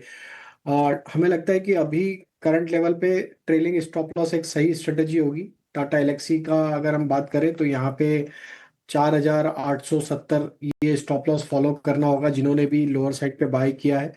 और हायर साइड पे जब तक ये 5,000 के ऊपर क्लोज होना नहीं चालू होता है, ये रिकवरी में हमें लगता है वापस हायर साइड पे सप्लाई प्रेशर आते हुए दिख सकता है। वहीं अगर हम परसिस्टेंट की बात करें तो परसिस्टेंट में भी रिकवरी का अटेम्प्ट जरूर आया, लेकिन यहाँ पे 5,750 इसके लिए इंपॉर्टेंट लेवल होगा। अगर वो क्रॉस करने में कामयाब होता है तो थोड़ा फिर यहाँ पे short covering trade play out होते हुए दिखेगा। टिल द टाइम 5,500 के स्टॉप लॉस से बने रहे जिन्होंने लोअर साइड पे बाय किया है। तो ये राय आपको आईटी सेक्टर पे और परसिस्टेंट सिस्टम के ऊपर भी आपको ये राय मिल गई है। चलिए अब एक काम करते हैं, एक शेयर आपकी स्क्रीन पर लेकर आते हैं। सुबह भी हमने इसको डिस्कस किया था, आईटीसी के शेयर की मैं बात कर रहा हूँ। आप देखिए इस वक्त अगर निफ्टी को चढ़ाने वाले शेयरों को आप देखेंगे ना, कंट्रीब्यूटर्स को देखेंगे तो उसमें आईटीसी नंबर 3 पर दिखेगा। 16-17 अंकों का कंट्रीब्यूशन इसका निफ्टी को चढ़ाने वाले, मतलब बेसिकली निफ्टी को ऊपर की तरफ खींचने वाले शेयरों में। ठीक है, तो आप उसका जो इम्पैक्ट है इसलिए बड़ा है, 16 अंकों का इम्पैक्ट इसलिए है क्योंकि आईटीसी का वेटेज काफ़ी बड़ा है। काफ़ी दिनों बाद तेजी के संकेत दे रहा है। आज आईटीसी 2.5% की तेजी के साथ। एक राय लेते हैं इसके ऊपर, हमारे साथ लक्ष्मीकांत जी भी हैं, तो लक्ष्मीकांत जी से बात करते हैं, उनसे राय लेते हैं आईटीसी के ऊपर कि क्या उनका रुख है आईटीसी के ऊपर। लक्ष्मीकांत जी बताइए। देखिए विकास जी, अभी भी जो ट्रेंड है वो डाउन साइड का है। हालांकि अगर पिछले 2 दिनों के सेशंस देखे जाएं तो लोअर लेवल से रिकवरी देखने को मिली है, पर अभी भी स्टॉक अपने इमीडिएट स्विंग हाई के नीचे ही ट्रेड कर रहा है। मुझे लगता है कि 328 330 के ऊपर अगर सस्टेन होता है तो एक short term pull back move हमें यहाँ से देखने को मिल सकता है 345 टू 350। तो जिनके पास है वो बने रह सकते हैं, इस ब्रेकआउट का वेट कर सकते हैं 328 330 के ऊपर अगर क्लोजिंग होती है तो देन आफ्टर हमें यहाँ से 345 350 के अपसाइड के मूव देखने को मिलेंगे। और जो लोअर साइड पे भी जो सपोर्ट दिखाई दे रहा है वो फिलहाल दिखाई दे रहा है 313 का। सो जब तक ये 313 के ऊपर रहता है तब तक एक short term pull back move हमें 345 350 तक देखने को मिलेगा। तो 313 के ऊपर अगर बना रहता है तो 345 345 तक के टारगेट आपको शॉर्ट टर्म मूव देखने को मिल सकते हैं। हालांकि ट्रेंड जो है वो अभी भी नेगेटिव का ही कह रहे हैं लक्ष्मीकांत जी। चलिए एक शेयर जो आज नेगेटिव ट्रेंड में है वो आपकी स्क्रीन पर लेकर आते हैं, RIL। और निफ्टी को गिराने में ना सबसे ज़्यादा कंट्रीब्यूशन इसका है RIL का। आज तमाम ऑयल एंड गैस सेक्टर के शेयर या फिर एनर्जी के शेयर जो है वो आज निगेटिव टेरिटरी में कारोबार कर रहे हैं। और RIL भी देखिए इस वक्त जो है वो नेगेटिव ट्रेंड के साथ कारोबार कर रहा है। 1% की ही गिरावट है, लेकिन चूंकि वेटेज काफ़ी बड़ा है तो निफ्टी को गिराने में एक बड़ा दमखम ये लगा रहा है। एक राय इसके ऊपर लेते हैं राजेश जी से। राजेश जी जरा RIL को एक बार चेक कीजिए, बताइए क्या राय आपकी बनती है RIL के ऊपर। तो देखिए रिलायंस के स्ट्रक्चर को देखें तो ऑलमोस्ट अभी 20 डे मूविंग एवरेज के आसपास ही सपोर्ट लेते हुए दिख रहा है। पिछले 2-3 ट्रेडिंग सेशन का भी इसका प्राइस बिहेवियर देखें तो ऑलमोस्ट 20 डे मूविंग एवरेज के आसपास स्टॉक का भी यहाँ पे होल्ड आउट करते हुए दिख रहा है, जो कि करीब 1410 के जोन में। हमें लगता है अगर ये 1410 का लेवल तोड़ता है तो फिर यहाँ पे प्रॉफिट टेकिंग या एक गिरावट वापस आते हुए दिख सकती, जो कि स्टॉक को ऑन द डाउन साइड 1390 1380 की तरफ भी नीचे लेके जा सकती है। तो अभी एट दिस जंक्चर हम 1410 के स्टॉप लॉस को फॉलो करने की सलाह देंगे जिनके पास भी लॉन्ग साइड का ट्रेड है। ऑन द हायर साइड 1450 इसके लिए हर्डल है, वो क्रॉस जब तक नहीं होता है और चांसेस है कि ये स्टॉक अगर 20 डे मूविंग एवरेज के नीचे फिसलता है तो फिर ये गिरावट और भी बढ़ सकती है। तो मेजर रिवर्सल का साइन यहाँ पे 1450 1460 के क्रॉस होने के बाद ही आएगा अपसाइड के लिए। टिल द टाइम हमें लगता है कि थोड़ा कॉशियस स्टैंस ही रखना चाहिए 1410 ट्रेडिंग पॉइंट ऑफ व्यू से। ठीक है, तो चलिए थोड़ा सा टैक्टफुली इस वक्त रिलायंस के स्टॉक प्राइस को प्ले आउट करना चाहिए, ये राय फिलहाल हमें मिलती हुई। लेकिन रुचित, एक स्टॉक है फोर्स मोटर्स, इस पर आपसे राय लेना चाहूंगी। काफी बढ़िया तेजी और जब भी ये चलता है काफी बड़े लेवल्स पर ये स्टॉक चलता है। राजेश जी आपसे ही टेक लेना चाहेंगे। 25,000 के लेवल को भी क्रॉस कर चुका है फोर्स मोटर का स्टॉक और इस वक्त अगर आप देखेंगे करीब 4% की तेजी आज के सत्र में 25,675 के स्तर पर कामकाज करता हुआ। कहा है 24,300 के रेंज, 24,300 से लेकर 25,000 तक की रेंज को टेस्ट करता था, आज 25,000 के पार। अच्छी खासी मजबूती यहां से, क्या कन्विक्शन बरकरार रहेगा? बिल्कुल एक कंटिन्यूटी ऑफ अप ट्रेंड और जिस तरीके का एक स्ट्रॉन्ग स्ट्रक्चर यहाँ पे देखने को मिला है स्टॉक का across all time frame, stock एक अच्छे ही अप ट्रेंड में यहाँ पे बना हुआ है। तो ट्रेलिंग स्टॉप लॉस को फॉलो करें और हमें लगता है कि अब ये 25,200 के ऊपर अगर बना रहा तो यहाँ पे नेक्स्ट टारगेट हो सकता है 26,000 की तरफ भी बहुत जल्द बढ़ता हुआ दिखे। अगर हम देखें नियर टर्म स्ट्रक्चर तो यहाँ पे स्टॉक में जिस तरीके से पिछले 2-3 ट्रेडिंग सेशन में बाइंग इंटरेस्ट बना है, हमें लगता है ये 26,000 की तरफ बहुत जल्द बढ़ेगा। तो 25,200 के स्टॉप लॉस से पोजीशन होल्ड रखें। ठीक है, अगर पोजीशन है तो इंटैक्ट रखें, स्टॉप लॉसेस को मेंटेन करते हुए। राय फिलहाल फोर्स मोटर पर बनती हुई। ऑन दैट नोट एक छोटे से ब्रेक के लिए हम रुक रहे हैं, ब्रेक के उस बाद चर्चा जारी रहेगी, आप बने रहें।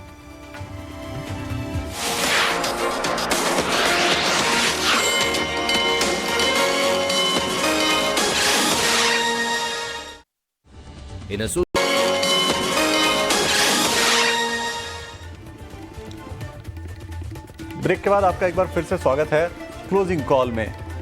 और अब चलिए हमारे मेहमानों का जो पूरा पैनल है वो हमारे साथ लगातार बरकरार है। अंशुल जी हमारे साथ हैं, राजेश जी हमारे साथ हैं, धर्मेश जी हमारे साथ हैं। एक राय धर्मेश जी से चाहिए इटर्नल के ऊपर। आज देखिए ये दोनों जो फूड डिलीवरी वाली कंपनियां हैं दोनों के शेयर टूटे हुए हैं। इटर्नल का शेयर भी आज टूटा हुआ है 2% के आसपास। 2% के आसपास की कमजोरी आपको स्विगी में भी दिखेगी। और एक तो नेगेटिव खबर आई है कंपनी के लिए, क्योंकि कर्नाटक में जो है वो सरकार ने ये कहा है कि आप गिग वर्कर्स के लिए 1% का वेलफेयर फीस आपको देना पड़ेगा। तो वो एक तो नेगेटिव खबर है। लेकिन ओवरऑल भी जरा चेक करना चाहता हूं मैं इसमें कि ये शेयर जो है बहुत ज़्यादा तेजी दिखा नहीं रहा है, लगातार जो है वो बड़े डाउनसाइड की टेरिटरी में ही जो है वो कारोबार कर रहा है। तो इटर्नल पर एक चेक जरा धर्मेश जी से लेते हैं। धर्मेश जी जरा एक बार बताइए चार्ट्स को चेक करके क्या राय आपकी बनती है इटर्नल के ऊपर। देखिए विकास जी, अगर आप वीकली और मंथली चार्ट देखते हैं तो कहीं ना कहीं lower top lower bottom formation अभी भी इसमें बरकरार है। तो कहीं ना कहीं जब ये पैटर्न रहती है तो कहीं ना कहीं ये नेगेटिविटी ज्यादा रहती है और जो भी मूव्स आते हैं वो काफी शॉर्ट लिव्ड होते हैं। तो यहाँ पे हमें लग रहा है कि 300 के आसपास का जो रेजिस्टेंस था, जहाँ से हमने रिसेंटली अभी जो सेलिंग प्रेशर देखा, वो एक मेजर रेजिस्टेंस रहेगा। नीचे की तरफ अगर हम बात करें तो 270 to 270 remains to be the very strong support for the internal. तो कहीं ना कहीं we believe कि going forward it likely to consolidate in this range of, ये कहीं ना कहीं consolidation करेगा 265 टू 300 के बीच में। तो यहाँ पे बड़ी तेजी की फिलहाल के लिए सोचना मतलब नहीं है। हाँ, हो सकता है कि it can enter into more of a time wise correction rather than price wise correction. So maybe consolidation is likely to continue going forward. बिल्कुल। तो ये रहा इटर्नल के ऊपर है, 270 272 का एक अहम सपोर्ट है। हो सकता है इस रेंज में जो है वो कंसोलिडेशन अच्छा खासा देखने को मिले। अच्छा, एक कंपनी है न्यूजेन सॉफ्टवेयर, आपकी स्क्रीन पर लेकर आते हैं। देखिए, पिछले एक साल में अगर आप देखेंगे ना तो बहुत ज़्यादा कुछ किया नहीं है शेयर ने। इनफैक्ट अगर परफॉर्मेंस देखें तो एक साल में ये 45% रिटर्न नेगेटिव ही दिया है इसने, न्यूजेन सॉफ्टवेयर ने। और पिछले एक महीने का भी देखें तो 30% के आसपास का नेगेटिव रिटर्न है। लेकिन आज आप देखिए, आज इस शेयर में बड़ी तेजी आपको देखने को मिलेगी, 14% की। सॉफ्टवेयर रिलेटेड कंपनी है लेकिन इतनी बड़ी तेजी, 14% की तेजी, क्या ये कोई संकेत दे रहा है? अच्छा खासा वॉल्यूम भी है, 4.5 करोड़ के आसपास का। राजेश जी से जरा चेक करा लेते हैं। राजेश जी, एक बार चेक कीजिए न्यूजेन सॉफ्टवेयर के बारे में क्या राय आपकी बनती है? देखिए काफी बड़ा करेक्शन स्टॉक में हमने देखा है। अगर स्टॉक को देखें तो इसके करीब 1800 के आसपास के ऑल टाइम हाई थे और वहां से ये करेक्ट होते हुए स्टॉक ने करीब 450 के आसपास के लो बनाए। काफी ओवरसोल्ड ट्रेजेक्टरी में स्टॉक ट्रेड करते हुए देखने को मिला था। और आज जिस तरीके से आईटी स्टॉक्स में एक पुल बैक का ट्रेड बना है, तो इसमें हमने देखा कि ये स्टॉक भी एक ओवरसोल्ड ट्रेजेक्टरी से एक अच्छा पुल बैक बनाते हुए दिख रहा है।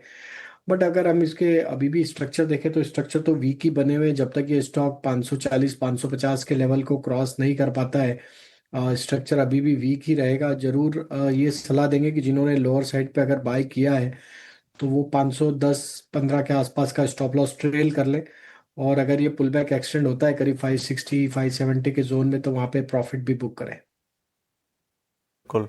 तो 560 के आसपास, अगर 570 के आसपास जाता है तो आपको प्रॉफिट भी बुक करना है न्यूजेन सॉफ्टवेयर पे, ये राय अभी, क्योंकि ट्रेंड जो है वो राजेश जी को नेगेटिव ही लग रहा है। चलिए, अब हमारे साथ एक और मेहमान जुड़ गए, राजेश भोसले जी हमारे साथ जुड़ गए हैं। राजेश जी, बहुत स्वागत है आपका, गुड आफ्टरनून। और शुरुआत आपके कॉल्स के साथ ही करेंगे। क्या ट्रेडिंग आइडियाज़ आप लेकर आए हैं हमारे व्यूअर्स के लिए? जी नमस्कार, आफ्टरनून। देखिए अगर लास्ट 2 सेशन से देखें तो बैंकिंग स्पेस में काफ़ी अच्छा पॉजिटिव मोमेंटम दिखाई दे रहा है। कल प्राइवेट बैंक स्पेस में काफ़ी अच्छा ट्रैक्शन था एंड आज पीएसयू बास्केट में काफ़ी एक अच्छा बाइंग दिखाई दे रहा है। तो पीएसयू बैंकिंग से मुझे इंडियन बैंक काफ़ी अच्छा लग रहा है। ये एक आउट परफॉर्मर रहा है, लास्ट कुछ हफ्तों से कंसोलिडेशन में था, बट आज एक काफ़ी एक अच्छा रेंज ब्रेकआउट देखने को मिल रहा है। तो यहाँ पे इंडियन बैंक बाय करके चलना है। 890 के स्टॉप लॉस से यहाँ बाय करना है। नियर टर्म के लक्ष्य होंगे अराउंड 975 के। दूसरा जो काउंटर काफ़ी अच्छा लग रहा है वो है L&T फाइनेंस। स्टॉक जो है एक अप ट्रेंड में रहा था, बट अभी रिसेंटली अपने 89 EMA के आसपास करेक्ट करके एक बेस बना रहा था। आज इस बेस में से वापस एक अपवर्ड मोमेंटम जो है रिज्यूम कर रहा है, एक रेंज ब्रेकआउट देखने को मिल रहा है। तो L&T फाइनेंस आने वाले दिनों में काफ़ी एक अच्छा लग रहा है। L&T फाइनेंस यहाँ पे बाय करना है 289 के स्टॉप लॉस के साथ, 314 के लक्ष्य के लिए L&T फाइनेंस। 289 का आपको लगाना है स्टॉप लॉस और 314 के लक्ष्य के लिए आपको L&T फाइनेंस पर खरीदारी की राय है। और इंडियन बैंक आपकी स्क्रीन पर 890 का स्टॉप लॉस आपको लगाना है, 975 का आपको रखना है टारगेट। ये 2 शेयर आपकी स्क्रीन पर आ चुके हैं with target and stop loss. चलिए, एक शेयर और लेकर आते हैं आपकी स्क्रीन पर, HFCL का, यानी हिमाचल फ्यूचरिस्टिक कम्युनिकेशन लिमिटेड का। अब ये शेयर जो है वो 5% की बड़ी तेजी दिखा रहा है। टेलीकम्युनिकेशन और फाइबर से रिलेटेड कंपनी है ये, और आज जो है वो काफ़ी बड़ी तेजी ये शेयर दिखा रहा है, 5% के आसपास की तेजी। टेलीकम्युनिकेशन इक्विपमेंट्स बनाती है कंपनी, फाइबर ऑप्टिक केबल्स बनाती है कंपनी, और आज जो है वो अच्छी खासी तेजी के साथ कारोबार कर रही है। ज़रा चेक कराते हैं अंशुल जी से कि HFCL में ये तेजी क्या आगे और बढ़ेगी या एक शॉर्ट टर्म मूव है। अंशुल जी, ज़रा बताइए एक बार। सर बिल्कुल, ये तेजी लगभग 2 से 3 दिन कंटिन्यू रहना चाहिए। 35 दिन का डबल बॉटम पैटर्न था जिसका ब्रेकआउट 68.46 पे आया, 4 दिन लगा के इसको रिटेस्ट किया और आज ओपन लो के साथ 20 डे मूविंग एवरेज से चला है। तो 75 पे पहला रेजिस्टेंस है, मगर वो माइनर रेजिस्टेंस है। मेजर रेजिस्टेंस 78.7 पे है। तो अगले 2 से 3 ट्रेडिंग सेशन पकड़िए, 78.71 तक के टारगेट आपको मिल सकते हैं। यहाँ से अगर फ्रेश लॉन्ग कर रहे हैं, मैंडेटरी स्टॉप लॉस 70 रुपए का बनता है और टारगेट 78.71 का बनता है। बिल्कुल, तो टारगेट और स्टॉप लॉस आपके पास आ चुके हैं। ये आपको राय जो है वो HFCL के ऊपर मिल गई है। चलिए कुछ और शेयरों का जिक्र करते हैं ज़रा, और साथ साथ में क्या ना, आज IT से नज़र हट नहीं पा रही है। आज IT के जहां भी जा रहे हैं हम, वहां पे IT के ही शेयर दिख रहे हैं। हर तरफ IT के शेयरों में बड़ी तेजी या तो दिख रही है, या फिर कोई बड़ा मूव ऐसा अनयूजुअल सा दिख रहा है जिसकी वजह से घूम फिर कर सुई जो है वो वहीं अटक जाती है। आप देखिए अदानी एंटरप्राइजेज निफ्टी का इस वक्त जो है वो टॉप गेनर निफ्टी 50 का बन चुका है। इसके ऊपर एक राय लेंगे हम राजेश पालविया जी से कि अदानी एंटरप्राइजेज के ऊपर क्या करना है, क्योंकि 2.5% की तेजी दिख रही है इस वक्त जो है वो, और 2230 के आसपास के भाव पहुंच चुके हैं इसके। अडानी एंटरप्राइजेज आपकी स्क्रीन पर लेकर आएंगे। राजेश जी एक बार चेक कीजिए जरा अडानी एंटरप्राइजेज, क्या राय बनती है आपकी? तो बिल्कुल देखिए, आज अडानी इंटरप्राइजेस, अडानी पोर्ट और भी बाकी अडानी ग्रुप के स्टॉक्स आज अच्छे मोमेंटम में आते हुए दिखे।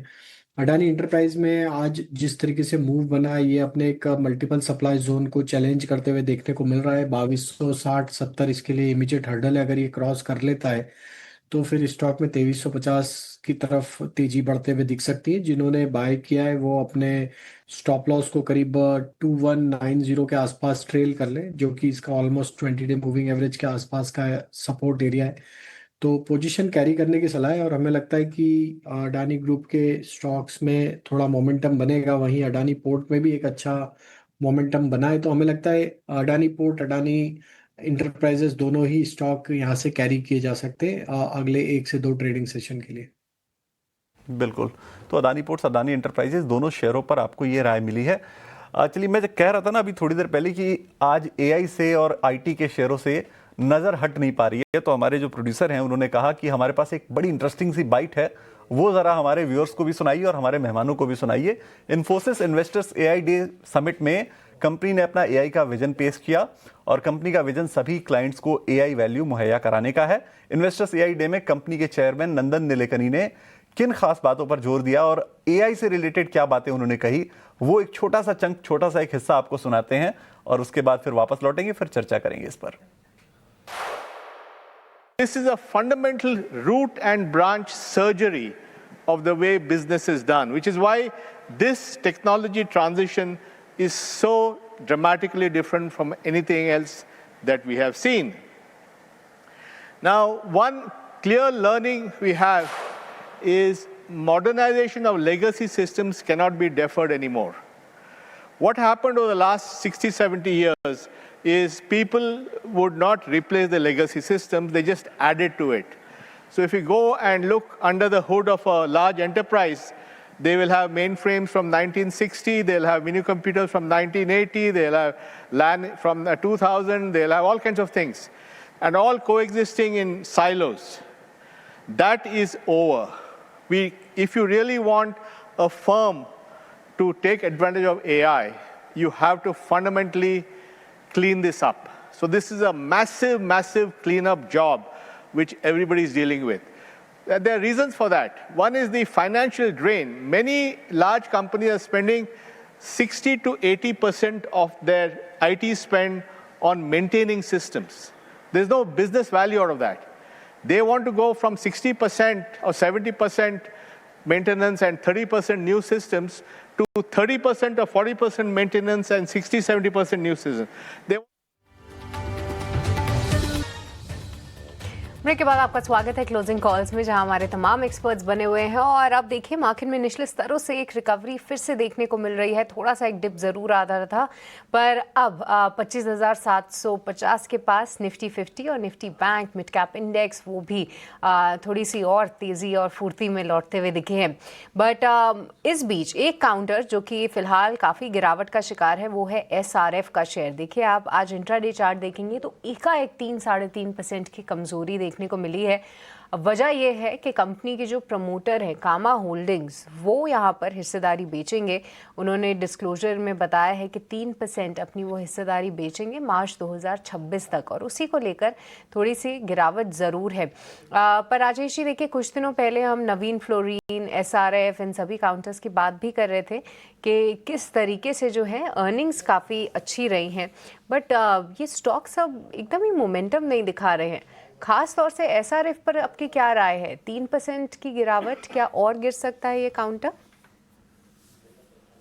तो देखिए स्टॉक में जरूर आज एक डिप देखने को मिला, और अगर हम स्टॉक के वीकली स्ट्रक्चर भी देखें तो पिछले 2-3 हफ्तों में देखा हमने स्टॉक हायर साइड पे एक रेजिस्टेंस फेस करते हुए देखने को मिल रहा है। मेजर चैलेंजिंग लेवल स्टॉक के लिए जो बना हुआ है करीब 2950 से 3000 की रेंज में, एक मेजर सप्लाई जोन यहाँ पे बना हुआ है। जब तक ये लेवल क्रॉस नहीं होंगे स्टॉक थोड़ा, हमें लगता है कंसोलिडेशन या एक डाउन मूव ही देखने को मिलेगा। ऑन द लोअर साइड हमें लगता है 2700 एक क्रूशियल लेवल है। अगर ये करेक्शन में 2700 के लेवल को तोड़ता है तो फिर ये गिरावट और बढ़ सकती है। टाइम बिंग के लिए हमें लगता है 2700 का स्टॉप लॉस फॉलो करें, या इसको उसके आसपास एक बार वापस रिव्यू करें। 700 के आसपास जो है थोड़ा सा इसको फिर से रिव्यू करने की ज़रूरत है। और जी हाँ, स्टॉक में एक प्रेशर तो ज़रूर है, देखते हैं कि अगर इसमें कोई रिकवरी आती है या नहीं। बट जी हाँ, आज कई सारे counters, Adani group of counters भी अच्छा प्रदर्शन कर रहे हैं, और साथ ही साथ आप देखिए ऑटो स्पेस में से बजाज ऑटो और टाटा मोटर्स पैसेंजर व्हीकल, इनमें एक अच्छा मूव है। बट एक और काउंटर जिनमें एक अच्छा मूव है वो है पेटीएम का स्टॉक, और 4% की तेज़ी फिलहाल आपको पेटीएम का काउंटर दिखाएगा। FNO स्पेस में काफ़ी लीडर बनकर उभरा है फिलहाल पेटीएम का काउंटर, और अच्छे मूव्स इसमें आते हुए। एक बार राजेश भोसले जी, आपकी राय पेटीएम पे, कैसे देख रहे हैं आप इसको चार्ट्स पे? जी देखिए, काफ़ी अच्छा पॉजिटिव स्ट्रक्चर बन रहा है चार्ट्स में। आज एक मॉर्निंग स्टार पैटर्न बन रहा है डेली चार्ट में। प्रिसाइसली जो इसका सितंबर का स्विंग लो था अराउंड 1100 के आसपास, वहीं से घूम रहा है, जो 200 DMA के साथ कोइंसाइड कर रहा है। तो यहाँ से एक अच्छा खासा अपसाइड एक्सपेक्टेड है। पॉसिबली 1-2 दिनों में स्टॉक जो है 1225 से 1250 के लेवल्स जो है देखने को मिल सकते हैं। एंड आज का जो लो है अराउंड 1100 के आसपास, तो वो एक इमीडिएट सपोर्ट रहेगा। तो 1100 के स्टॉप लॉस के साथ पॉजिटिव बायस रखे 1250 का पहला टारगेट रहेगा, एंड उसे क्रॉस करता है तो पॉसिबली ये जो है 1330 1340 के लेवल्स भी देखने को मिल सकते हैं। बिल्कुल। तो ये राय आपको पेटीएम के ऊपर मिली है राजेश भोसले जी की तरफ से। चलिए, एक और शेयर जो बहुत पुरानी लिस्टिंग नहीं है, एजिस वोपैक की बात मैं कर रहा हूँ। एजिस वोपैक, AEGIS वोपैक, ये शेयर जो है आज 6% की तेजी दिखा रहा है, और अच्छी खासी तेजी है। लिस्टिंग इसकी मई 2025 की है, और इशू प्राइस आई गेस 235 के आसपास का था। तो अब तेजी के बाद जो है वो अभी जो है वो इस आसपास, ये शायद भाव आपके पास सही आ नहीं रहे हैं, इसको हम दोबारा लेकर आएंगे आपकी स्क्रीन पर। एजिस वोपैक की मैं बात कर रहा हूँ। चलिए, ये शायद अभी डेटा में है नहीं, इस शेयर को अभी रहने देते हैं फिलहाल के लिए। इस पर तेजी हालांकि अच्छी खासी दिख रही थी। चलिए PNB की बात करते हैं ज़रा। PNB आज देखिए अच्छे खासे वॉल्यूम के साथ आज कारोबार देखने को मिला। इसका जो एवरेज वॉल्यूम रहता है वो 1 करोड़ के आसपास का रहता है, और आज 4 करोड़ के वॉल्यूम के साथ 3.5-4 करोड़ के बीच में जो है वो वॉल्यूम है, और बड़ी तेजी दिख रही है। 3.5% के आसपास की तेजी दिख रही है। तमाम PSU बैंक भी तेज हैं। एक राय जरा PNB के ऊपर लेते हैं राजेश पालविया जी से कि कहां तक ले जा सकती है ये तेजी इस शेयर को। राजेश जी बताइए एक बार। तो बिल्कुल देखिए, आज पूरा PSU बैंकिंग बास्केट एक अच्छे मोमेंटम में, और उसमें PNB में भी एक अच्छा ट्रेड आज बनते हुए दिखा है। जिस तरीके से स्टॉक अब 120 और 1 के ऊपर कंफर्टेबली सस्टेन होते हुए दिख रहा है, हमें लगता है अगर ये बना रहा 121 122 के प्राइस पॉइंट के ऊपर, तो यहाँ पे एक अच्छा अप मूव टुवर्ड्स 128 130 की तरफ बनते हुए दिख सकता है। हमें लगता है कि स्टॉक में बने रहना चाहिए अभी। जिस तरीके का स्ट्रक्चर नियर टर्म चार्ट पे बनते हुए दिख रहा है, तो 122 का स्टॉप लॉस फॉलो करने की सलाह है, और टारगेट पोजिशनली 130 की तरफ भी बनते हुए दिख सकते हैं। बिल्कुल, तो पोजिशनली टारगेट 130 की तरफ भी बनते हुए दिख सकते हैं। ये राय आपको PNB के ऊपर मिल गई है।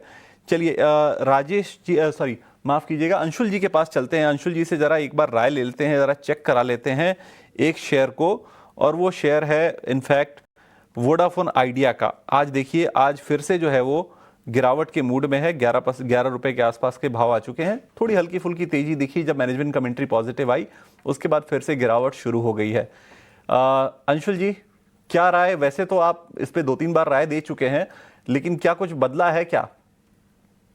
सर कोई बदलाव खास दिखा नहीं है। पिछले 4 दिन से अगर देखेंगे तो एक टाइट रेंज के अंदर है, 11.35 के आसपास ही ट्रेड कर रहा है। अगर लॉन्ग साइड ट्रेड करना भी है तो एटलीस्ट 11.5 के ब्रेकआउट का वेट करना चाहिए। 11.5 का ब्रेकआउट आता है क्योंकि 10-20 डे मूविंग एवरेज पे रेस्ट कर रहा है, तो ब्रेकआउट की पॉसिबिलिटी बनती है 70%। 11.5 का ब्रेकआउट आता है तो 12.2 तक के लिए लॉन्ग कर सकते हैं और स्टॉप लॉस 11.2 का रहेगा, बट 11.5 के ब्रेकआउट का वेट करना चाहिए। ऑलराइट, तो चलिए 11.5 के ब्रेकआउट का वेट करें, पर अब कुछ ही मिनट रह गए हैं बाजार बंद होने में। हमारे एक्सपर्ट से उनके BTST या फिर STBT आइडियाज़ लेना शुरू करते हैं। और राजेश पालविया जी, सबसे पहले क्यों ना आप ही बताएं कहाँ पर हैं आपके आइडियाज़? तो सृष्टि जी, पहला स्टॉक पसंद आ रहा है एस्ट्रल का। यहाँ पे एक अच्छा ब्रेकआउट आते हुए दिखा है और जिस तरीके के वीकली डेली चार्ट बनते हुए दिख रहे हैं, हमें लगता है ये स्टॉक को बाई किया जा सकता है। अपसाइड के टारगेट यहाँ पे 1660 1670 की तरफ बनते हुए दिख सकते हैं। 1670 के टारगेट के लिए बाय करने की सलाह। On the down side stop loss जो रखेंगे करीब 1630 के आसपास होगा।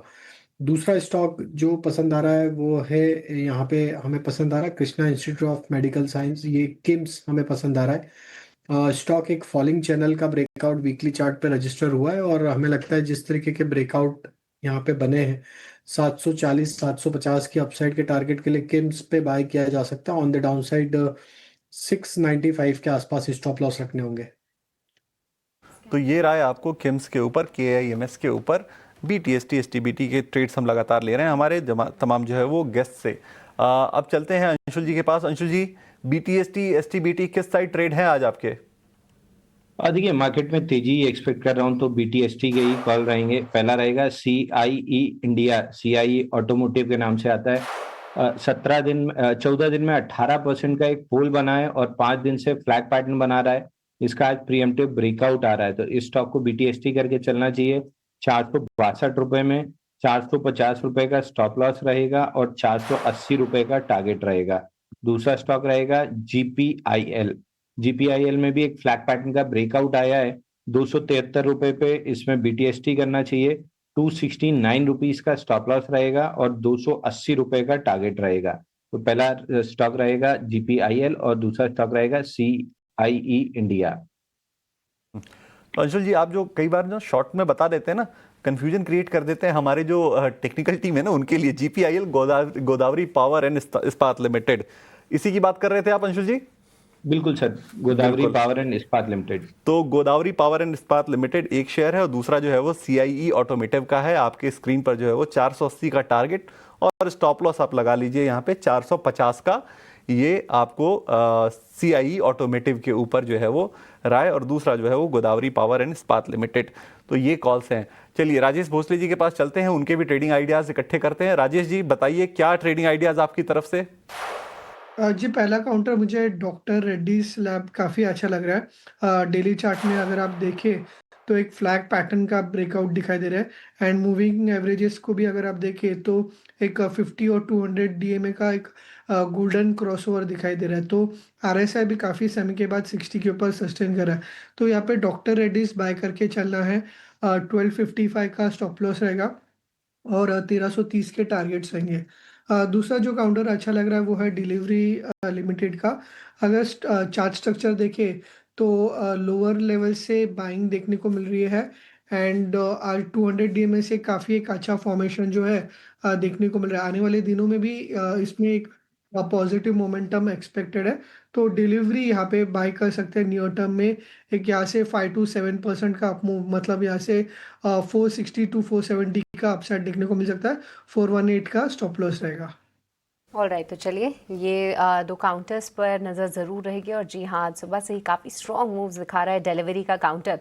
बट एक और काउंटर जो कि एक बीटन डाउन नेम ज़रूर है, वो भी अच्छे मूव्स दिखा रहा है, जिसका नाम है CSB बैंक। आमतौर पे इतनी इसकी चर्चा होती नहीं है, बट आज शायद मार्केट खुलने के बाद ही इसमें मोमेंटम जो है काफ़ी स्ट्रॉन्ग रहा और 400 के भी ऊपर ये काउंटर एक पल के लिए निकला था। एक बार अंशुल जी, आपका व्यू, क्या यहाँ पर एक कोई बाइंग अपॉर्चुनिटी दिख रही है? देखिए, डेड कैट बाउंस प्ले करना है तो परफेक्ट कैंडिडेट है। बैंकिंग वैसे भी तेज है। ये स्टॉक 29 दिन में 35% करेक्ट हुआ था और आज वॉल्यूम के साथ बाउंस बैक करने की कोशिश कर रहा है।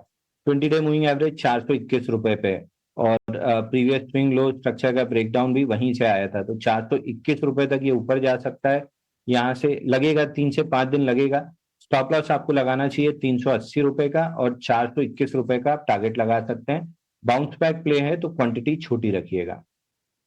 तो एक डेड कैट बाउंस के लिए तैयार होता हुआ, बट ऐसे आमतौर पे ये सभी काउंटर्स जो हैं क्योंकि बीटन डाउन नेम्स हैं तो कहीं ना कहीं एक मूव ज़रूर दिखा रहे हैं।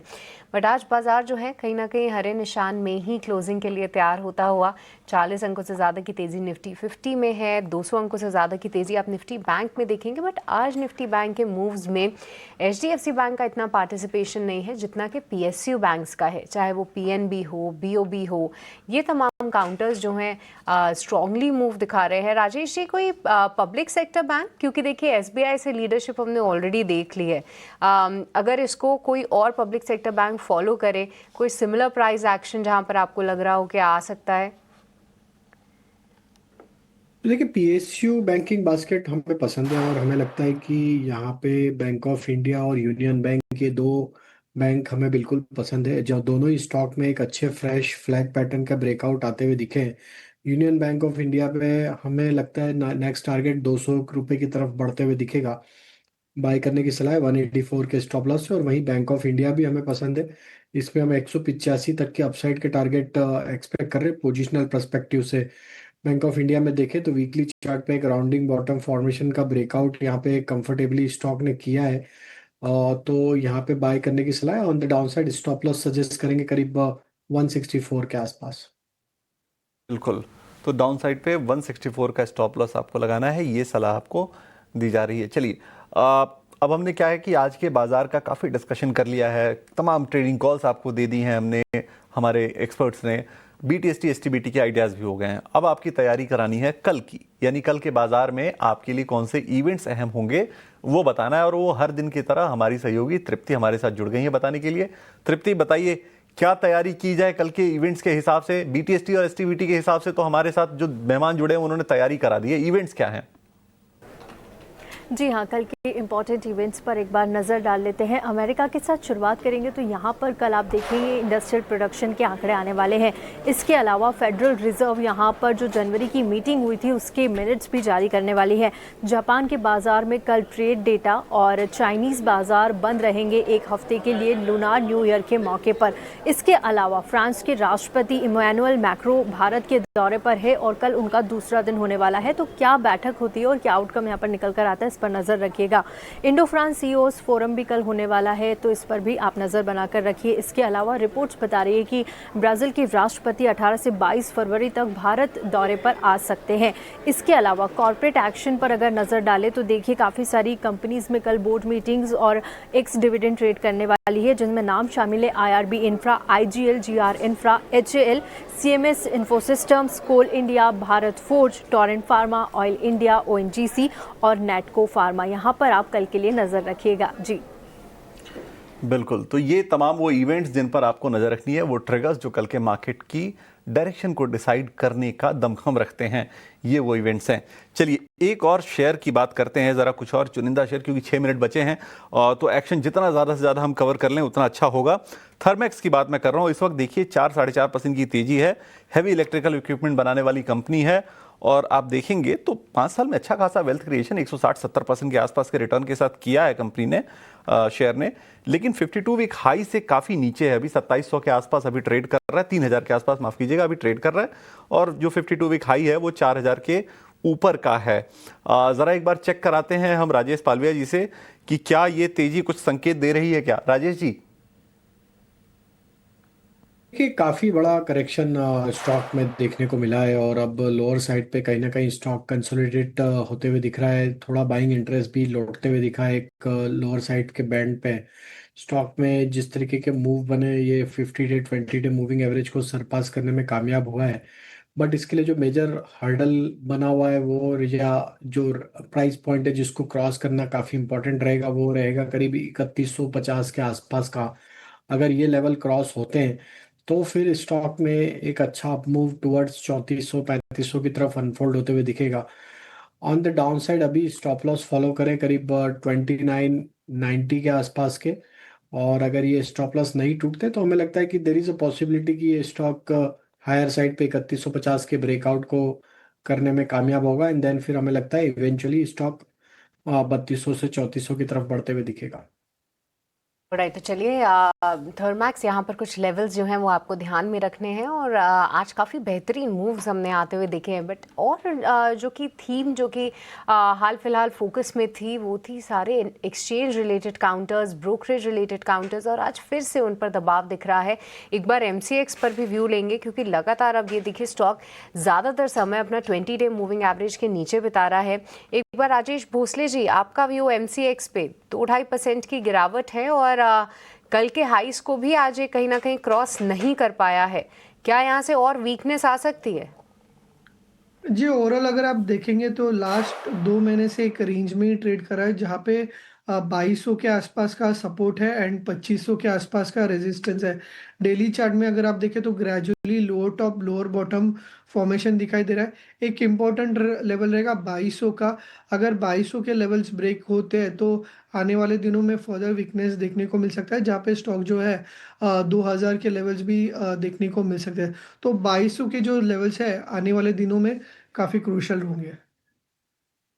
तो चलिए यहाँ पर MCX कुछ लेवल्स हैं जिन पर ध्यान रखिए। बट आज जितने भी मेटल काउंटर्स हैं, और ख़ास तौर से वो काउंटर्स जिनमें हाल फिलहाल बहुत अच्छी तेज़ी हमने देखी है, चाहे वो हिंदुस्तान कॉपर हो, हिंदुस्तान जिंक, वेदांता, नैल्को, इन सभी में आज जो है प्रॉफिट बुकिंग हावी हो रही है, और हिंदुस्तान कॉपर 4% की गिरावट दिखा रहा है। अंशुल जी, क्या व्यू रखते हैं यहाँ पे, और भी वीकनेस आ सकती है क्या?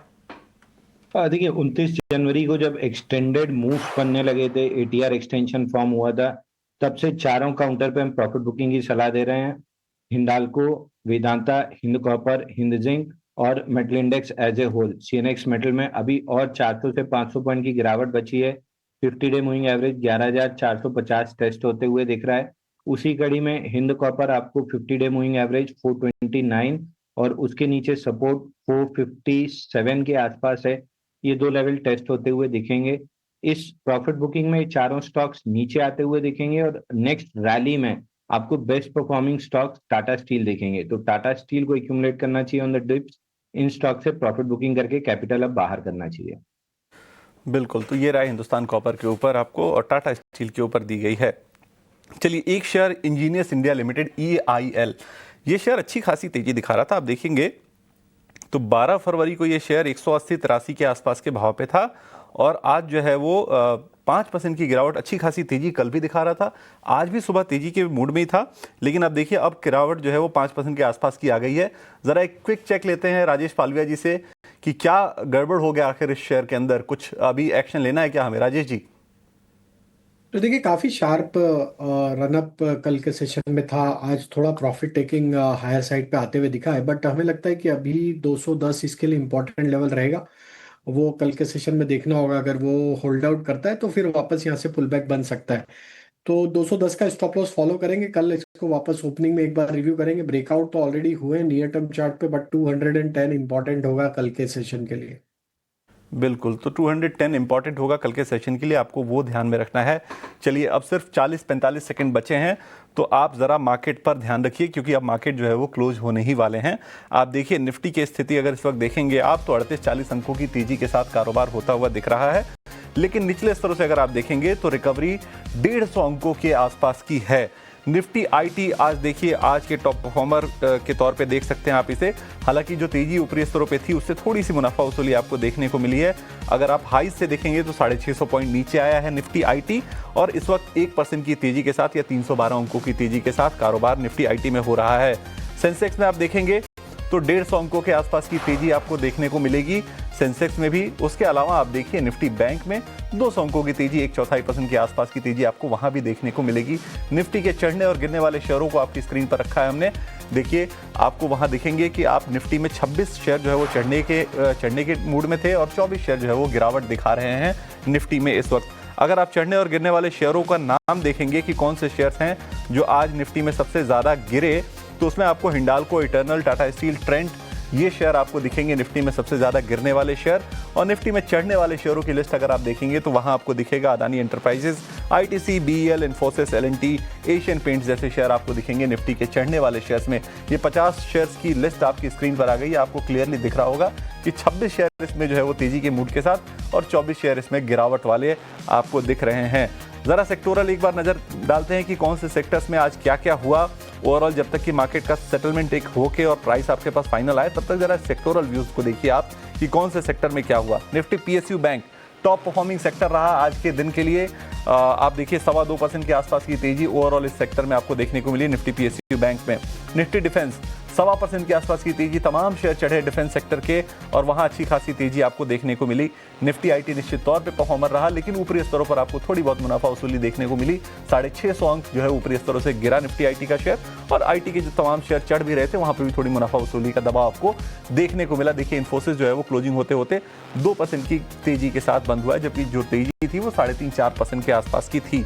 उसके अलावा गिरने वाले जो सेक्टर्स हैं उसमें आपको देखने को मिलेगा मेटल के तमाम शेयर आज गिरावट के साथ कारोबार करते हुए नजर आए। मेटल में आज अच्छी खासी गिरावट देखने को मिली। इंडेक्स जो है वो निफ्टी मेटल का वो 1% टूट गया। आप देखिए Hind Copper, Hind zinc, NALCO, JSL, Hindalco, NMDC तमाम शेयर जो है वो गिरने वाली कैटेगरी में आपको दिख रहे होंगे। जेएसपीएल में भी आपको गिरावट देखने को मिल रही है। तो ये तमाम शेयर हैं। उसके अलावा आप रियल्टी में भी देखेंगे तो 0.5% की गिरावट वहां भी देखने को मिल रही है। चलिए निफ्टी और सेंसेक्स का एक बार आपके स्क्रीन पर लेवल लेकर आते हैं, क्योंकि क्लोजिंग जो है वो अब हो चुकी है। तो आप देखेंगे कि निफ्टी जो है वो बंद हुआ है 25,725 के आसपास, यानी 40-42 अंकों की तेजी। सेंसेक्स जो है वो 150 अंकों की तेजी के साथ 83,450 के आसपास बंद हुआ है। निफ्टी में निचले स्तरों से रिकवरी 150 अंकों की रही। तो ये ओवरऑल आज के मार्केट का हाल रहा, आज के मार्केट की क्लोजिंग रही। हमारे मेहमानों से अब लेंगे विदा। अंशुल जी, राजेश जी और दूसरे वाले राजेश जी भी, राजेश भोसले जी, राजेश पालविया जी, आप दोनों का बहुत शुक्रिया। आपने समय निकाला और हमारे व्यूअर्स को अपने 1.5 घंटे गाइड किया कि कैसे आज ट्रेड लेने हैं। बहुत शुक्रिया आज जुड़ने के लिए। चलिए अब मुझे और सृष्टि दोनों को दीजिए आप इजाजत, और थोड़े से एक छोटे से ब्रेक के बाद जब हम वापस लौटेंगे तो आपके लिए लेकर आएंगे कल की तैयारी, यानी कल के बाजार के पूरे अपडेट्स लेकर आएंगे। फिलहाल एक छोटा सा ब्रेक।